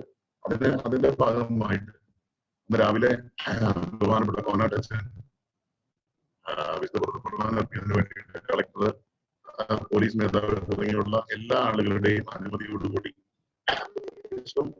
600-700 പോലീസുകാരെ ഇവിടെ സമാധാന പാലനത്തിനായി വിന്യസിക്കുന്ന സമയത്ത് ബഹുമാനപ്പെട്ട കോനാട്ടച്ഛൻ രാവിലെ 7 മണിക്ക് പാമ്പാക്കടയിൽ നിന്ന് പുറപ്പെടുന്ന സമയത്ത് പോലും കളക്ടറെയും SP യെയും വിളിച്ച് അവരുടെ അനുവാദത്തോടുകൂടി അച്ഛൻ എന്നെ വിളിച്ച് അറിയിച്ചു ഞാനോട് പോരുകയാണ് പറഞ്ഞതിന് ശേഷം പള്ളിയിലേക്ക് കടന്നു വരുന്ന സമയത്ത് സമീപത്തുള്ള ഒരു യാത്രമായ ഭവനമാണുള്ളത്. ആ വീട്ടിൽ നിന്ന് ഏതാണ്ട് ഒരു 100-300ഓളം ആളുകൾ ഒരു 4-5 യാക്കോബായ വിഭാഗത്തിൽപ്പെട്ട വൈദികരുമായി കുർബാനയ്ക്കുള്ള അമീറയും മറ്റു സാധനങ്ങളുമായി കടന്നു വന്ന് പള്ളിയുടെ താഴെ എത്തിയ സമയത്ത് തന്നെ കോനാട്ടച്ഛന്റെ വാഹനത്തിലേക്ക് വലിയ കല്ലെടുക്കുകയും ഏതായാലും ഞങ്ങളുടെ അകമ്പടി സേവിച്ചുകൊണ്ട് ഈ വാഹനം പള്ളിയുടെ മുറ്റത്തേക്ക് കയറുന്ന സമയത്ത് പള്ളിയുടെ മുറ്റത്ത് ഉണ്ടായിരുന്ന വലിയ 2 പേർ പൊക്കിയെടുക്കാൻ പറ്റുന്ന കല്ലെടുത്ത് ആ വാഹനത്തിന്റെ മേളിലേക്ക് ഇട്ട് അത് ഈശ്വരാനുഗ്രഹം കൊണ്ട് അദ്ദേഹത്തിന് യാതൊരു പരിക്കും പറ്റിയില്ല. വാഹനത്തിന് വളരെ സാരമായ കേടുപാടുകൾ സംഭവിച്ചു.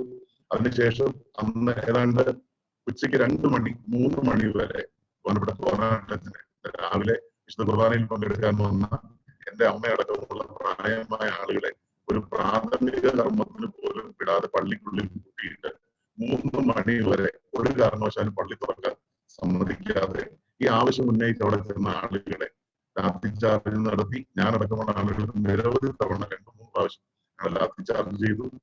പല ആളുകളെയും പുറത്ത് പാടുകൾ ഇന്നും മാഞ്ഞു പോയിട്ടില്ല. ഒരു തെറ്റ് ഞങ്ങൾ ചെയ്തിട്ടില്ല.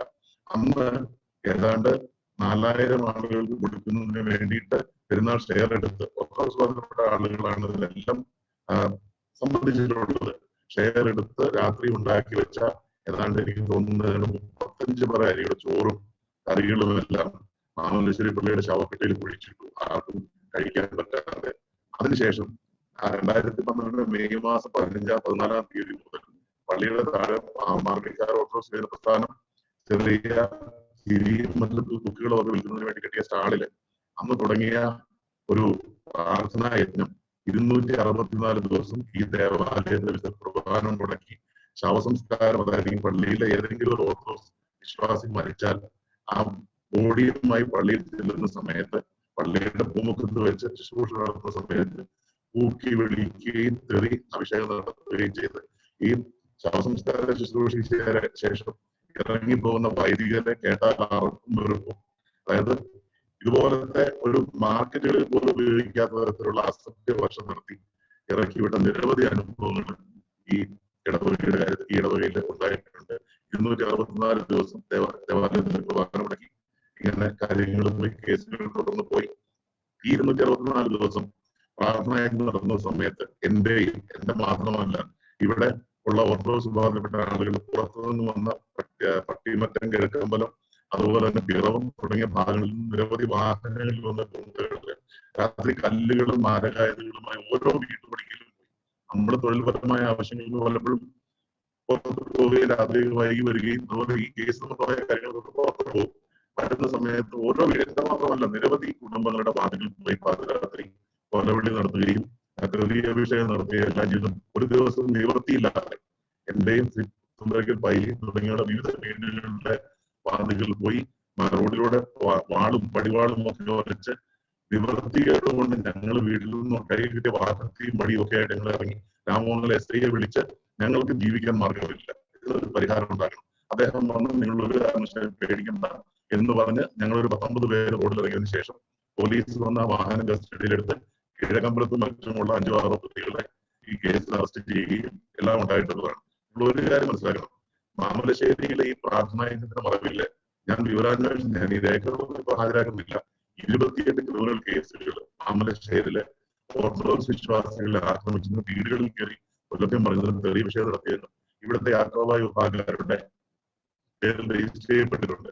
നിങ്ങൾ അന്വേഷിക്കുക, സത്യസന്ധമായിട്ട് അന്വേഷിക്കുക. ഇവിടുത്തെ ഒരു ഓർത്തഡോക്സുകാരന്റെ പേരിൽ ഇവിടെ ഒരു യാക്കോബായക്കാരനെ ആക്രമിച്ചതിന്റെയോ അല്ലെങ്കിൽ എന്തെങ്കിലും തരത്തിൽ അസഭ്യം പറഞ്ഞതിനോ ഒരു ക്രിമിനൽ കേസ് പോലും ഇവിടെ രാമമംഗലം പോലീസ് സ്റ്റേഷൻ രജിസ്റ്റർ ചെയ്യപ്പെട്ടിട്ടില്ല. പിന്നെ 2012 നവംബർ മാസം 26-ാം തീയതി ഞാൻ എന്റെ തൊഴിൽപരമായ ആവശ്യത്തിനായി മൂവാറ്റുപുഴ കോടതിയിൽ പോയിട്ട് സാധാരണ ഈ ദേവാലയത്തില് എല്ലാ ശനിയാഴ്ചകളിലും വൈകുന്നേരം സന്ധ്യാപ്രാർത്ഥന നടത്തുന്ന ഒരു പതിവുണ്ട്. എന്റെ ഭാര്യയും എന്റെ 8-6 വയസ്സുള്ള 2 പെൺകുട്ടികളും ദേവാലയത്തില് സന്ധ്യാപ്രാർത്ഥനയിൽ പോയിരുന്നു. ഞാൻ ഏതാണ്ട് 7:15 മണിക്കാണ് ഞാൻ എന്റെ ജോലി കഴിഞ്ഞ് തിരിച്ചു പോകുന്നത്. നല്ല ചാറ്റൽ മഴ ഉണ്ടായിരുന്നുകൊണ്ട്, അല്ലെങ്കിൽ അവർ തനിയെ വീട്ടിൽ പോലും അവരെ കൂട്ടുന്നതിനായിട്ട് ഞാൻ വാഹനവുമായിട്ട് പള്ളിയുടെ മുറ്റത്ത് ചെന്നു. ആ ചെന്ന സമയത്ത് സന്ധ്യാപ്രാർത്ഥന പള്ളിയിൽ കഴിയാൻ തുടങ്ങുന്ന സമയത്ത് ഏതാണ്ട് 100ഓളം വരുന്ന നമ്മുടെ സഹോദരന്മാര് വെറുതെ അവരുടെ ചാപ്പലില് സന്ധ്യാപ്രാർത്ഥനയും കാര്യങ്ങളെല്ലാം കഴിച്ചിട്ട് ഒരു പ്രകടനമായി വന്ന് പള്ളിയിലൂടെ ഇങ്ങനെ താഴേക്ക് ഇറങ്ങി പോയി. ഞങ്ങളപ്പോ സന്ധ്യാപ്രാർത്ഥന കഴിഞ്ഞ് ഞാൻ എന്റെ മക്കളും ഭാര്യയും മറ്റ് 10 ആളുകളുണ്ടായിരുന്നു.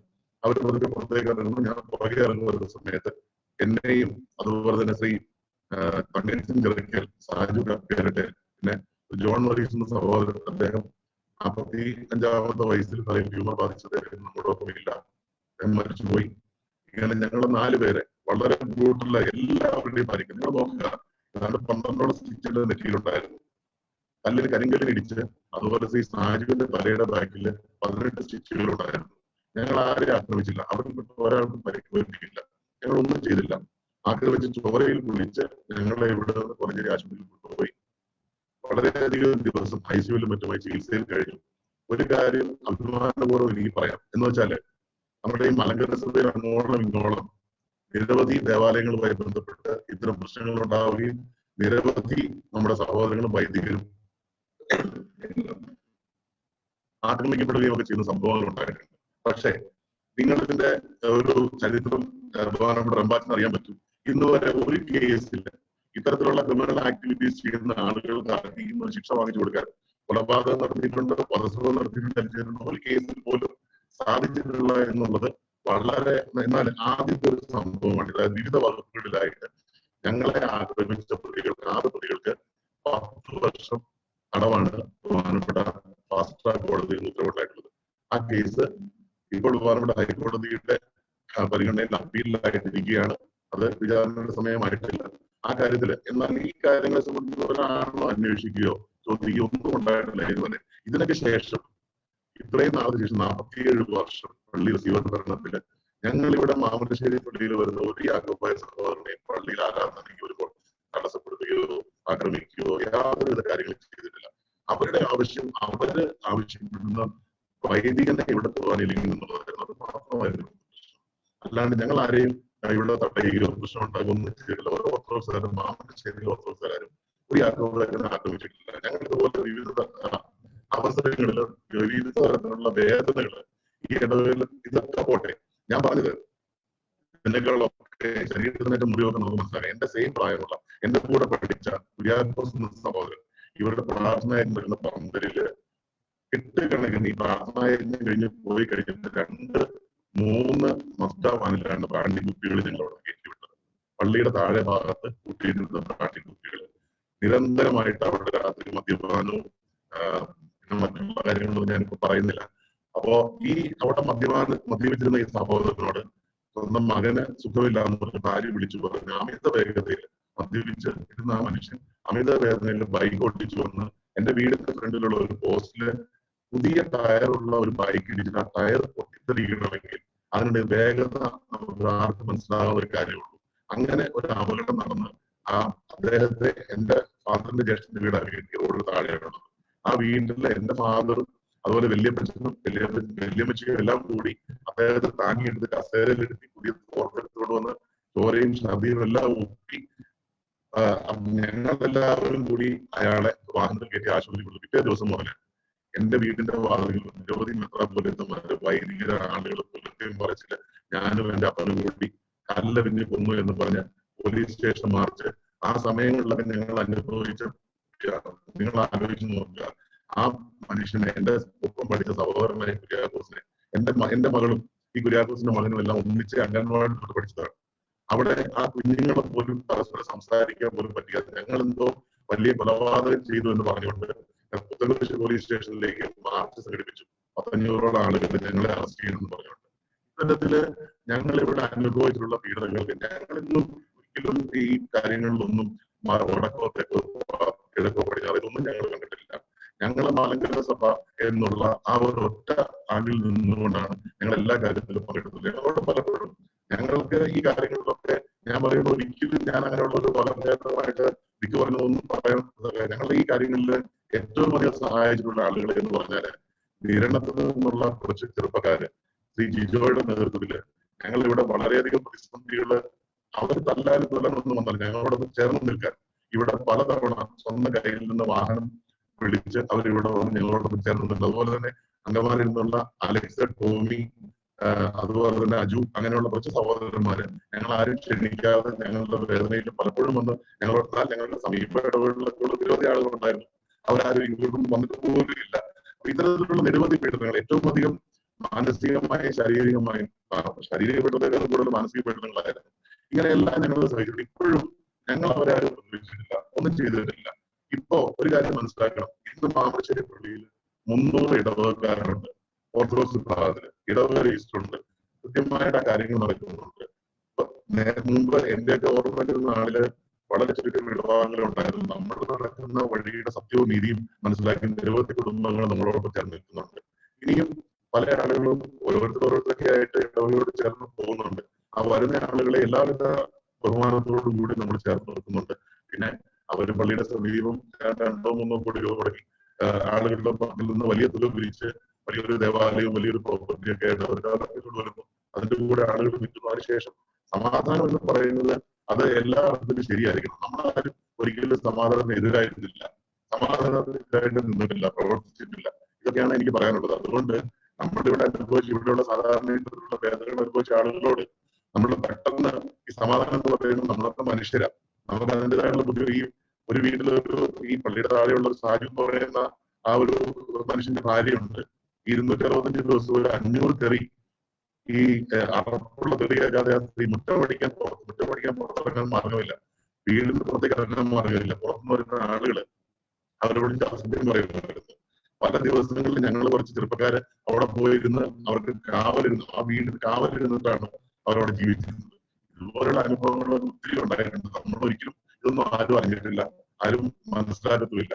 ഇതാണ് എനിക്ക് ഈ കാര്യങ്ങളെ സംബന്ധിച്ച് പറയാനുള്ള. സമാധാനം ഞങ്ങൾ എതിരല്ല, പക്ഷേ ഈ ഒരു കാര്യങ്ങള് മറ്റുള്ളവരാരും മനസ്സിലാക്കുന്നില്ല. എന്താണ് നടക്കുന്നത്, എന്താണ് സംഭവിച്ചിട്ടുള്ളത് കാര്യത്തെ കുറിച്ച് ആരും ഒന്നും മനസ്സിലാക്കുന്നില്ല. ഒരു സുപ്രഭാതത്തിൽ പെട്ടെന്ന് സമാധാനം എന്ന് പറഞ്ഞതിനെ ഉണ്ടാക്കാൻ പറ്റുന്ന കാര്യമല്ലേ. ഞങ്ങളെല്ലാം സമാധാനം തയ്യാറാണ്. പക്ഷെ ഈ ഞങ്ങൾക്ക് എതിരായിട്ട് ഈ നാട്ടിലുള്ള സഹോദരൻ, ഇളയ സഹോദരൻ ഓപ്പോസിറ്റ് വിഭാഗത്തിൽ, മൂത്ത സഹോദരൻ യാത്രയുള്ള ആളുകളുണ്ട്. അവര് തമ്മിൽ ഒരിക്കലും സംസാരിക്കാനോ അല്ലെങ്കിൽ ഒരു കാര്യത്തിൽ ബന്ധപ്പെടാനോ പറ്റാത്ത ആക്കി തീർത്തത് ഇവിടെ ചാർജ് എടുത്ത ഒരു യാത്രക്കാരെ വ്യക്തി മാത്രമാണ്. ഞങ്ങൾക്കൊരു മരണ വീടുകളിൽ പോകാൻ പറ്റുന്ന സാഹചര്യം ഉണ്ടാക്കിയത് അദ്ദേഹമാണ്. അപ്പോ നിങ്ങൾ പോയി വർഗീസിന്റെ വീട്ടിൽ കല്ലറിയണം, അല്ലെങ്കിൽ തങ്കച്ചിന്റെ വീട്ടിൽ കല്ലറിയണം, അവന് കൊല്ലട എന്ന് പറഞ്ഞ് വിട്ടത് ഈ വൈദികനാണ്. ഞങ്ങളാരും, ഞാനൊക്കെ നിൽക്കുന്ന സമയത്ത് ഈ ഇടവകയിൽപ്പെട്ട ഓഫീസറുടെ ഏത് ചെറുപ്പക്കാരെ വിളിച്ചാലും അവരുടെ അമ്മയെ അവരും കൂടെ പറഞ്ഞു വിട്ടുമായിരുന്നു. കാരണം അവർക്കൊരു ഉറപ്പുണ്ട്, നമ്മൾ ഒരിക്കലും അവരെ, എനിക്ക് തോന്നുന്നു ഇതിൽ 5 or 8 കുട്ടികള് ഇന്നിപ്പോ ഷാർജയിൽ നിരന്തരമായിട്ട് അവിടെ ഒരു ലെബിനുണ്ട്, ബേസിലുണ്ട്, ലിജു ഉണ്ട്. ഇവരെല്ലാം ഞങ്ങളുടെ തോളോട് തോൾ ചേർന്ന് ഇവിടെ എല്ലാവിധ പ്രവർത്തനങ്ങൾക്കും രാവും പകലുണ്ടായിരുന്ന കുട്ടികളാണ്. അപ്പോ ഇവരിലൊന്നും നമ്മൾ ഒരിക്കലും കല്ലെറിയാനോ ആരെ ആക്രമിക്കാനോ വീട് കയറി ആക്രമിക്കാനോ ഒരു തരത്തിലുള്ള അവരുടെ ആക്ടിവിറ്റീസിനും ഉപയോഗിച്ചിട്ടില്ല. രാത്രി 12 മണിക്ക് അവർക്ക് വീട്ടിൽ വിളിച്ചിട്ട് മോനെ ഒന്ന് വിടണം, ഇവിടെ ആവശ്യമുണ്ടെന്ന് പറഞ്ഞാൽ ആ അമ്മമാര് പറഞ്ഞു വിടുമായിരുന്നു. കാരണം അവർക്ക് അത്രമാത്രം സുരക്ഷിതത്വം വിശ്വാസം ഉണ്ടായിരുന്നു. അവർ ഓരോ തരത്തിലുള്ള മോശമായ പ്രവൃത്തികൾക്കും ഞങ്ങളാരും വിനിയോഗിക്കില്ല, നേതൃത്വം കൊടുക്കുന്ന ആളുകൾ വിനിയോഗിക്കില്ലെന്ന് വിശ്വാസം ഉണ്ടായിരുന്നു. അത്ര മാതൃകാപരമായിട്ടാണ് ഇവിടെയുള്ള ഓരോ ആളുകളും, ഇവിടെ നേതൃത്വം കൊടുത്തിട്ടുള്ള ഓരോ ആളുകളും വൈദികരും പ്രവർത്തിച്ചിട്ടുള്ളത്. എനിക്ക് ഈ കാര്യത്തിൽ പറയാനുള്ളത്, ഇതൊക്കെ എല്ലാവരും മനസ്സിലാക്കണം. ഈ അനുഭവങ്ങൾ മനസ്സിലാക്കിയേ പറ്റുള്ളൂ. കാരണം സമാധാനത്തെ കുറിച്ച് പറയുമ്പോൾ നമ്മൾ കുറച്ചൊക്കെ പിന്നോട്ട് കഴിയണം. നമ്മൾ വൈരാഗ്യബുദ്ധിയോടെ പെരുമാറണമെന്നോ സമാധാനം ഉണ്ടാകുന്ന ഒന്നും അല്ല അതിനർത്ഥം. പക്ഷേ ഈ ആളുകളുടെ ഒരു മാനസിക നില തീർച്ചയായിട്ടും നമ്മൾ പരിഗണിച്ചേ പറ്റുള്ളൂ. പൂർണ്ണമായ സമാധാനം പറയണമെങ്കിൽ ഈ ആളുകളുടെ മാനസികമായിട്ടുള്ള മൂല്യങ്ങളുടെ ഒരു പരിഹാരം ഉണ്ടാവണം. അതാണ് ഞാൻ പറയുന്നത്. ഇത്രയുമാണ് എനിക്ക് കാര്യത്തിൽ പറയാനുള്ളത്. വളരെ സന്തോഷം ബഹുമാനപ്പെട്ട അഡ്വക്കേറ്റ് M.Y. വർഗീസ്. അദ്ദേഹത്തോട് ഉള്ള ചോദ്യം, ഒന്നാമത്തെ ചോദ്യം, ഈ ധാരാളം നമ്മുടെ വടക്കൻ പ്രദേശത്തുള്ളവരൊക്കെ പീഡനങ്ങൾ ഏൽക്കേണ്ടി വന്നിട്ടുണ്ട്. അങ്ങനെയുള്ള ആൾക്കാർ ഈ തെക്കൻ പ്രദേശത്ത് എവിടെയെങ്കിലും അങ്ങനെ പീഡനങ്ങളൊന്നും ഉണ്ടായിട്ടില്ല, വളരെ വിരലിലെണ്ണാവുന്ന ഇതേ ഉണ്ടായിട്ടുണ്ട്. അപ്പൊ ഈ തെക്കുള്ള ആൾക്കാരെ നിങ്ങൾ എങ്ങനെ കാണുന്നു? തെക്കുള്ള ആളുകളും നമ്മൾ നിരവധി സുഹൃത്തുക്കളുണ്ട്. ഞാൻ പറഞ്ഞല്ലോ, നേരിടത്തൊന്നും അവിടെ നിന്നുള്ള ഒത്തിരി ആളുകളില് ഞങ്ങളുടെ വേദനയിലും ദുഃഖത്തിലും ഒക്കെ ഞങ്ങളോടൊപ്പം, നമ്മുടെ തൊട്ടടുത്ത സമീപ ഇടവകളിൽ നിന്ന് പോലും ഒരാളും വരാൻ പേടിച്ചിരുന്ന സമയത്ത് നമ്മളോടൊപ്പം വന്ന് ഞങ്ങളാരും ക്ഷണിച്ചിട്ടല്ല. ഞങ്ങളുടെ നിരടത്തുള്ള ജിജോ എന്ന് പറയുന്ന ഒരു പക്ഷേ ഒത്തിരി കുട്ടികളെ കൂട്ടി ഇവിടെ വന്ന് അവരാരും മാരകാര്യങ്ങളല്ല ഇവിടെ വന്നത്. ഞങ്ങളുടെ വേദനയിൽ ഞങ്ങളോടൊപ്പം ഒരു പങ്കെടുത്തിട്ടുണ്ട്. ജിജോ എന്ന സെമിനാറിൽ പഠിച്ചുകൊണ്ടിരിക്കുകയാണ്. സാർ ജിജോ ചേച്ചി അറിയാമായിരിക്കും. അപ്പോ അങ്ങനെയൊക്കെ ഉണ്ട്. പക്ഷെ വെല്ലെണ്ണാവുന്ന ആളുകളുണ്ടെങ്കിലും പലപ്പോഴും ഞങ്ങളോട് നിങ്ങൾ എന്തിനാ ഇങ്ങനെയൊക്കെ ചെയ്യുന്നത്, തെക്ക് പ്രദേശങ്ങളിലുള്ള അല്ലെങ്കിൽ ഇതിനെ കുറിച്ചൊന്നും അറിയില്ലാത്ത ആളുകൾ പലപ്പോഴും ഞങ്ങളോട് ചോദിച്ചിട്ടുണ്ട്, നിങ്ങൾ എന്തിനാണ് ഈ പള്ളിയായിട്ട് ബന്ധപ്പെട്ട് പ്രശ്നം ഉണ്ടാക്കുന്നത്, നിങ്ങൾക്കിത് സമാധാനപരമായിട്ട് പോയിക്കൂടെ, അല്ലെങ്കിൽ അവർക്കൊരു വീതം കൊടുത്തുകൂടെ എന്നൊക്കെ. ഞങ്ങളുടെ തൊട്ടടുത്ത് ഇടവകയിൽപ്പെട്ട ഞങ്ങളിവിടെ ഈ പള്ളി കൂട്ടപ്പെട്ടതിന് ശേഷം തൊട്ടടുത്ത് നമ്മളുടെ ഇടവക, പേര് പറയുന്നില്ല, ഈ പള്ളിയിൽ നിന്ന് പിരിഞ്ഞുള്ള ഇടവകയിൽ ഞങ്ങൾ ഇടയ്ക്ക് സമിതിയിൽ പോകുമായിരുന്നു. അപ്പോ ഈ ആളുകളൊക്കെ നമ്മളെന്തോ നമ്മൾക്കുള്ള പള്ളിയൊക്കെ കുടിച്ചിട്ട് വരുന്നത് വിചിത്ര ജീവിയുടെ രീതിയിലാണ് നമ്മുടെ സഭ അംഗങ്ങൾ കണ്ടിരുന്നത്. അപ്പോ അതുപോലെ തന്നെ ഈ തെക്കുന്നുള്ള ആളുകൾ പലരും നമ്മളോട് ചോദിച്ചിട്ടുണ്ട്, എന്തിനാണ് നിങ്ങൾ ഇങ്ങനെയുള്ള പ്രശ്നങ്ങളൊക്കെ ഉണ്ടാക്കുന്നത്, നിങ്ങൾ സമാധാനപരമായിട്ട് പോയിക്കൂടെ എന്ന് ചോദിച്ചിട്ടുണ്ട്. ഞങ്ങൾ ആരും ഉണ്ടാക്കിയതല്ല പ്രശ്നങ്ങളൊന്നും. ഞാൻ എന്റെ ഭാര്യയും കുട്ടികളും പള്ളി പ്രാർത്ഥിക്കുന്നത് കൂട്ടാൻ പോയി എന്നെ ആക്രമിച്ച് ഞാൻ തെറ്റ് ചെയ്തു. അതുപോലെ ഞാൻ നിൽക്കുന്ന ഇതാണ് ഈ ഇവിടെ നടക്കുന്ന യഥാർത്ഥ പ്രശ്നങ്ങള് അവർ മനസ്സിലാക്കുന്നില്ല. നമുക്കൊരു സങ്കടം മാത്രമുള്ള തെക്കുന്നുള്ള ആളുകളോട് യാതൊരു വിധത്തിലുള്ള വൈരാഗ്യ ദേഷ്യമൊന്നും ഞങ്ങൾക്കില്ല. യഥാർത്ഥത്തിൽ ഇവിടെ നടക്കുന്ന കാര്യങ്ങൾ അവർ മനസ്സിലാക്കാത്തതിലുള്ള വിഷമം മാത്രമാണ് എനിക്ക് ഈ കാര്യത്തിൽ പറയാനുള്ളത്. ഒരു ചോദ്യം കൂടെ ഉള്ളൂ, എപ്പോഴെങ്കിലും നിരാശ തോന്നിയിട്ടുണ്ടോ? അല്ല, എനിക്ക് ഒരിക്കലും നിരാശ തോന്നിയിട്ടില്ല. കാരണം പറഞ്ഞു കഴിഞ്ഞാൽ ഞാനും എന്റെ സഹോദരന്മാരും ഏറുകൊണ്ട് വീണത് ശരിക്കും പറഞ്ഞ മാമശ്ശേരി പള്ളിയുടെ ആ മദ്ബഹായുടെ നേരരേഖയിൽ ഒരു 90 ഡിഗ്രി നമ്മുടെ ഈ വട്ടം പിടിച്ച് അതിന് നേരെയാണ്. ഒരു കാലിന്റെ അങ്ങോട്ട് മാറി നെറ്റിയുടെ മുറിവ് മാറിയിരുന്നെങ്കിൽ സ്വിച്ചിന്റെ പോലെ ഞാൻ മാമശ്ശേരി പള്ളിയുടെ സെമിത്തേരി കിടക്കുമായിരുന്നു. അപ്പൊ ദൈവത്തിന്റെ ഒരു കരുതൽ ആ സമയത്ത് നമുക്ക് ഉണ്ടായിട്ടുണ്ട്. അത് മാത്രമല്ല, നമ്മൾ ഇതിനോടൊക്കെ ചേർന്ന് നിൽക്കുമ്പോൾ നമുക്കുണ്ടാകുന്ന ഒരു അനുഭവം വെച്ചാൽ, ഞാൻ പറയുന്നത് 2016 ഒക്ടോബർ മാസം 12-ാം തീയതി രാവിലെ മാമലശ്ശേരി പള്ളിയിലെ കല്ലിട്ട് പെരുന്നാളാണ്. അപ്പൊ വളരെ ആരോഗ്യമായിട്ട് എല്ലാ ജോലികളും ചെയ്ത് കഴിഞ്ഞിട്ട് എന്റെ മാതാവ് രാവിലെ പള്ളിയിൽ പോകാൻ സാഹചര്യം കൊടുത്തു വരുന്ന സമയത്ത് പെട്ടെന്ന് ഒഴിഞ്ഞു വീണ് ഞാൻ ഇവിടുന്ന് എന്റെ ഫാദറും ഞാനും കൂടി എന്റെ വണ്ടി 13 കിലോമീറ്റർ ദൂരം ഞാൻ 9 മിനിറ്റ് കൊണ്ട് വണ്ടി ഓടിച്ച് കോലഞ്ചേരി മെഡിക്കൽ മിഷൻ കൊണ്ടുവന്ന് അവിടെ ICUവിൽ അഡ്മിറ്റ് ചെയ്യുന്ന സമയത്ത് ഡോക്ടർ പറഞ്ഞു, അമ്മച്ചിയുടെ അതൊന്നും പറയാനില്ല, പൾസ് -4 ആണ്, കണ്ണിന്റെ കൃഷ്ണമണിയുടെ മൂവ്മെന്റ്സ് ഇല്ല, അപ്പൊ നമുക്കിത് ഒന്ന് വെന്റിലേറ്ററിൽ ആക്കാം എന്നുള്ളതിലേക്ക് ഒന്നും ചെയ്യാനില്ല എന്ന് പറഞ്ഞു. ഇത് കഴിഞ്ഞ് കുറെ മെഡിസിൻസ് വാങ്ങാൻ പറഞ്ഞു. ഇതെല്ലാം വാങ്ങിച്ചു കൊടുത്തു. 1 മണിക്കൂർ കഴിഞ്ഞപ്പോൾ എന്റെ വൈഫിന്റെ അടുത്ത് ഈ വാങ്ങിച്ച മെഡിസിൻസ് അത്രയും തിരിച്ചു കൊടുത്തു. ഡോക്ടർ പറഞ്ഞു, ഇതൊന്നും കാര്യമായിട്ട് ചെയ്യാനില്ല എന്ന് പറഞ്ഞു. നാട്ടിലുള്ള ആളുകൾ മുഴുവൻ അവിടെ അമ്മ മരിച്ചു എന്നുള്ളൊരു ഇതിലാണ് വന്നിരുന്നത്. പക്ഷേ ഒരു 4 ദിവസം കഴിഞ്ഞ് ആ വെന്റിലേറ്ററിൽ കിടന്ന അമ്മ പിന്നെ ഇവിടെ തുണി അലക്കിയും കഞ്ഞി വെച്ചും കറി വെച്ചും ഒക്കെ നിങ്ങളുടെ ഒപ്പമുണ്ട്. എന്നിട്ട് വീടിന്റെ പള്ളികൾ നടക്കുക. അപ്പോ ഇതാണ് ഞാൻ ഇപ്പോഴും ഈ കാര്യങ്ങളിൽ ചേർന്ന് നിൽക്കുന്നതിന്റെയും ഇതിനോടും കൂടെ പ്രവർത്തിക്കുന്നതിന്റെയും കാര്യം എന്ന് വെച്ചാല്, അപ്പൊ എന്റെ ജീവിതത്തിൽ ഉണ്ടായിട്ടുള്ള അനുഭവങ്ങൾ എന്ന് വെച്ചാൽ ഒരിക്കലും മോശമായിട്ടുള്ള അനുഭവങ്ങൾ ഉണ്ടായിട്ടില്ല. കാരണം നമ്മൾ ആർക്കും ഒരു ദോഷം ചെയ്തിട്ടില്ല എന്നുള്ളത് കൊണ്ട് ശരിക്കും പറഞ്ഞാൽ മരിച്ച ഒരു വ്യക്തിയാണ് എന്റെ ഒപ്പം ഇരിക്കുന്നത്, അമ്മോട്ടിരിക്കുന്നുണ്ട്. അപ്പോ ഈ കാര്യങ്ങൾ നമ്മൾ തെറ്റായ ഒരു പ്രവർത്തനത്തിൽ ചേർന്നിട്ടില്ല എന്നുള്ളതിന്റെ ഉത്തമ ഉദാഹരണമാണ് ജീവിതത്തിലുള്ള ഓരോ ഘട്ടങ്ങളിലും. അതുപോലെ എന്തെല്ലാം പ്രശ്നങ്ങളുണ്ടെങ്കിലും നമുക്ക് ഈശ്വരൻ നമ്മളെ കൈപിടിക്കുന്ന അനുഭവം എനിക്ക് പല അവസരങ്ങളും ഉണ്ടായിട്ടുണ്ട്. അതിന്റെ വെളിച്ചത്തിലാണ് ഇന്നും എന്റെ ജീവനുള്ള കാലത്തും നമ്മുടെ ഈ വക കാര്യങ്ങളിൽ, എന്റെ ഇടവകയുമായി ബന്ധപ്പെട്ട സഭയുമായി ബന്ധപ്പെട്ട കാര്യങ്ങളിൽ ഞാൻ ചേർന്ന് നിൽക്കുന്നത്. അതിനകത്ത് മറ്റു യാതൊരുവിധ കാര്യങ്ങളില്ല. വളരെ ദൈവത്തോട് നന്ദിയുള്ള കാര്യങ്ങളിൽ തീർച്ചയായിട്ടും നമ്മുടെ ഈ പ്രോഗ്രാം ഇവിടെ അവസാനിക്കുകയാണ്. ഇപ്പോൾ നന്ദി പറയുവാൻ ഈ യുവന പ്രസ്ഥാനത്തിന്റെ ട്രഷററായ റോണി ജോയിയെ ഞാൻ ക്ഷണിക്കുകയാണ്. അതോടൊപ്പം തന്നെ ഇതിന്റെ 3-ാമത്തെ ഭാഗം സെപ്റ്റംബർ 12-ാം തീയതി വൈകിട്ട് നടക്കുന്നതാണ്. അവയെ ഞാൻ ഡോക്ടർ മാത്യൂസ് മാർ സെവേറിയസ് വേനി മുഖ്യ അതിഥിയാകുന്നതാണ് എന്നുള്ള കാര്യം പ്രത്യേകമായിട്ട് അറിയിക്കുന്ന വിശദവിവരങ്ങൾ പുറകാലെ അറിയിക്കുന്നതാണ്. 5 സീരീസ് ആയിട്ടാണ് ഇത് നടത്തുന്നത്. അതിൽ 3-ാമത്തേതാണ് വരുന്നത്. അത് കഴിഞ്ഞുള്ള 2 സീരീസുകൾ ഉണ്ടായിരിക്കും എന്നുള്ള കാര്യം പ്രത്യേകമായിട്ട് ഓർപ്പിക്കുന്നു. നന്ദി അറിയിക്കുന്നു. Roni Joy. Sharjah Saint Gregorios Orthodox യുവന പ്രസ്ഥാനം അണിയിച്ചൊരുക്കുന്ന മലങ്കരയുടെ സഹനപുരാണം അതിന്റെ 2-ാം ഭാഗമായി ഇന്ന് മുഖ്യ അതിഥിയായി പങ്കെടുത്തത് അഡ്വക്കേറ്റ് ബിജു ഉമ്മൻ സാറാണ്. മലങ്കരയുടെ പ്രശ്നബാധിത പ്രദേശത്ത് ഓടിയെത്തി അവിടുത്തെ ജനമനുഭവിക്കുന്ന കഷ്ടപ്പാടുകൾ നേരിട്ട് മനസ്സിലാക്കി അവരോടൊപ്പം നിന്ന് പ്രവർത്തിക്കുന്ന മലങ്കര അസോസിയേഷൻ സെക്രട്ടറി കൂടിയായ അഡ്വക്കേറ്റ് ബിജു ഉമ്മൻ സാറിന് ഷാർജ യുവജന പ്രസ്ഥാനത്തിന്റെ പേരിലുള്ള നന്ദി അറിയിക്കുന്നു. പിതാക്കന്മാർ അന്തിയുറങ്ങുന്ന മണ്ണിൽ, അതിലുപരി താൻ മാമോദിസ മുങ്ങിയ ദേവാലയത്തിൽ തൻ്റെ മാതാവിൻ്റെയും പിതാവിൻ്റെയും ശവസംസ്കാര ശുശ്രൂഷക്കെത്തിയപ്പോൾ കൂപ്പുവിളികളുടെയും അട്ടഹാസത്തിൻ്റെയും നടുവിൽ ഒരു മകനെന്ന നിലയിൽ മലങ്കര ഓർത്തഡോക്സ് സഭയുടെ വൈദികനായി ശുശ്രൂഷകൾ നിർവഹിച്ച മലങ്കരയുടെ ധീരപുത്രൻ വന്ധ്യ തോമസ് പോൾ റമ്പാൻ, അങ്ങയുടെ തുടർന്നുള്ള പ്രവർത്തനങ്ങൾക്ക് ദൈവം തമ്പുരാൻ താങ്ങും തണലുമാകട്ടെ എന്ന് ആശംസിക്കുന്നതോടൊപ്പം തന്നെ ഷാർജ യുവജന പ്രസ്ഥാനത്തിൻ്റെ പേരിലുള്ള നന്ദി അറിയിച്ചുകൊള്ളുന്നു. മാമലശ്ശേരിയിൽ വിഘടിത വിഭാഗത്തിൻ്റെ അതിക്രൂരമായ അക്രമത്തിനിരയായിട്ടും സത്യവിശ്വാസത്തിനു വേണ്ടിയും വൈദേശിക ശക്തികൾക്കെതിരെ ധീരമായി പോരാടിയ അഡ്വക്കേറ്റ് MY വർഗീസ് കുട്ടൻ സാറിനോടുള്ള നന്ദിയും സ്നേഹവും യുവന പ്രസ്ഥാനത്തിൻ്റെ പേരിൽ ഈ സമയത്ത് അറിയിച്ചുകൊള്ളുന്നു. ഞങ്ങളുടെ ഈ പ്രോഗ്രാമിന് നേതൃത്വം നൽകുന്ന ബഹുമാനപ്പെട്ട ഇടവകയിലെ വൈദിക ശ്രേഷ്ഠർ, ഇടവക മാനേജിംഗ് കമ്മിറ്റി അംഗങ്ങൾ എന്നിവരോടുള്ള നന്ദി ഈ സമയത്ത് അറിയിച്ചുകൊള്ളുന്നു. സൂമിൽ കൂടി ഞങ്ങളുടെ ഈ പ്രോഗ്രാം വീക്ഷിച്ച UAE എല്ലാ വൈദിക ശ്രേഷ്ഠരോടുമുള്ള യുവന പ്രസ്ഥാനത്തിൻ്റെ പേരിലുള്ള നന്ദി അറിയിച്ചുകൊള്ളുന്നു.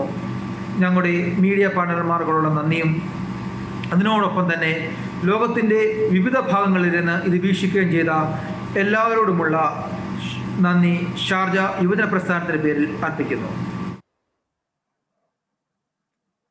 ഇപ്പോൾ ബഹുമാനപ്പെട്ട പോൾ റമ്പാച്ചൻ പ്രാർത്ഥിച്ച് അവസാനിപ്പിക്കുകയും ഒപ്പം തന്നെ കാതോലിക്ക മംഗളത്ത ഗാനത്തോടുകൂടി ഇത് ഈ പ്രോഗ്രാം അവസാനിക്കുകയും ചെയ്യുന്നതാണ്. എല്ലാവരോടും ഉള്ള നന്ദി പ്രത്യേകമായിട്ട് അറിയിക്കുന്നു.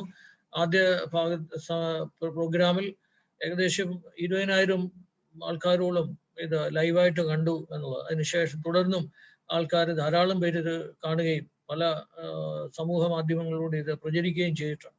ഇന്നത്തേതും അതുപോലെ തന്നെ നമുക്ക് പ്രചരിക്കുവാൻ തക്കവണ്ണം സാധിക്കുന്നു. ഇതൊരു വലിയ നേട്ടമായി തന്നെ കാണുന്നു. ഒപ്പം തന്നെ സഭയുടെ സമാധാനം ഉണ്ടാകട്ടെ എന്ന് പ്രാർത്ഥിക്കുകയും ചെയ്യുന്നു. സംഭാഷൺ പ്രാർത്ഥിക്കാം. അതിനുശേഷം കാതോലിക്ക മംഗളഗാനം.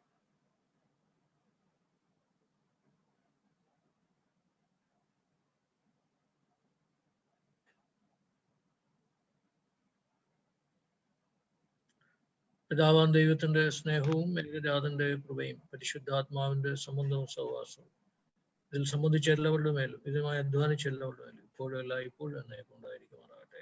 ആമേൻ.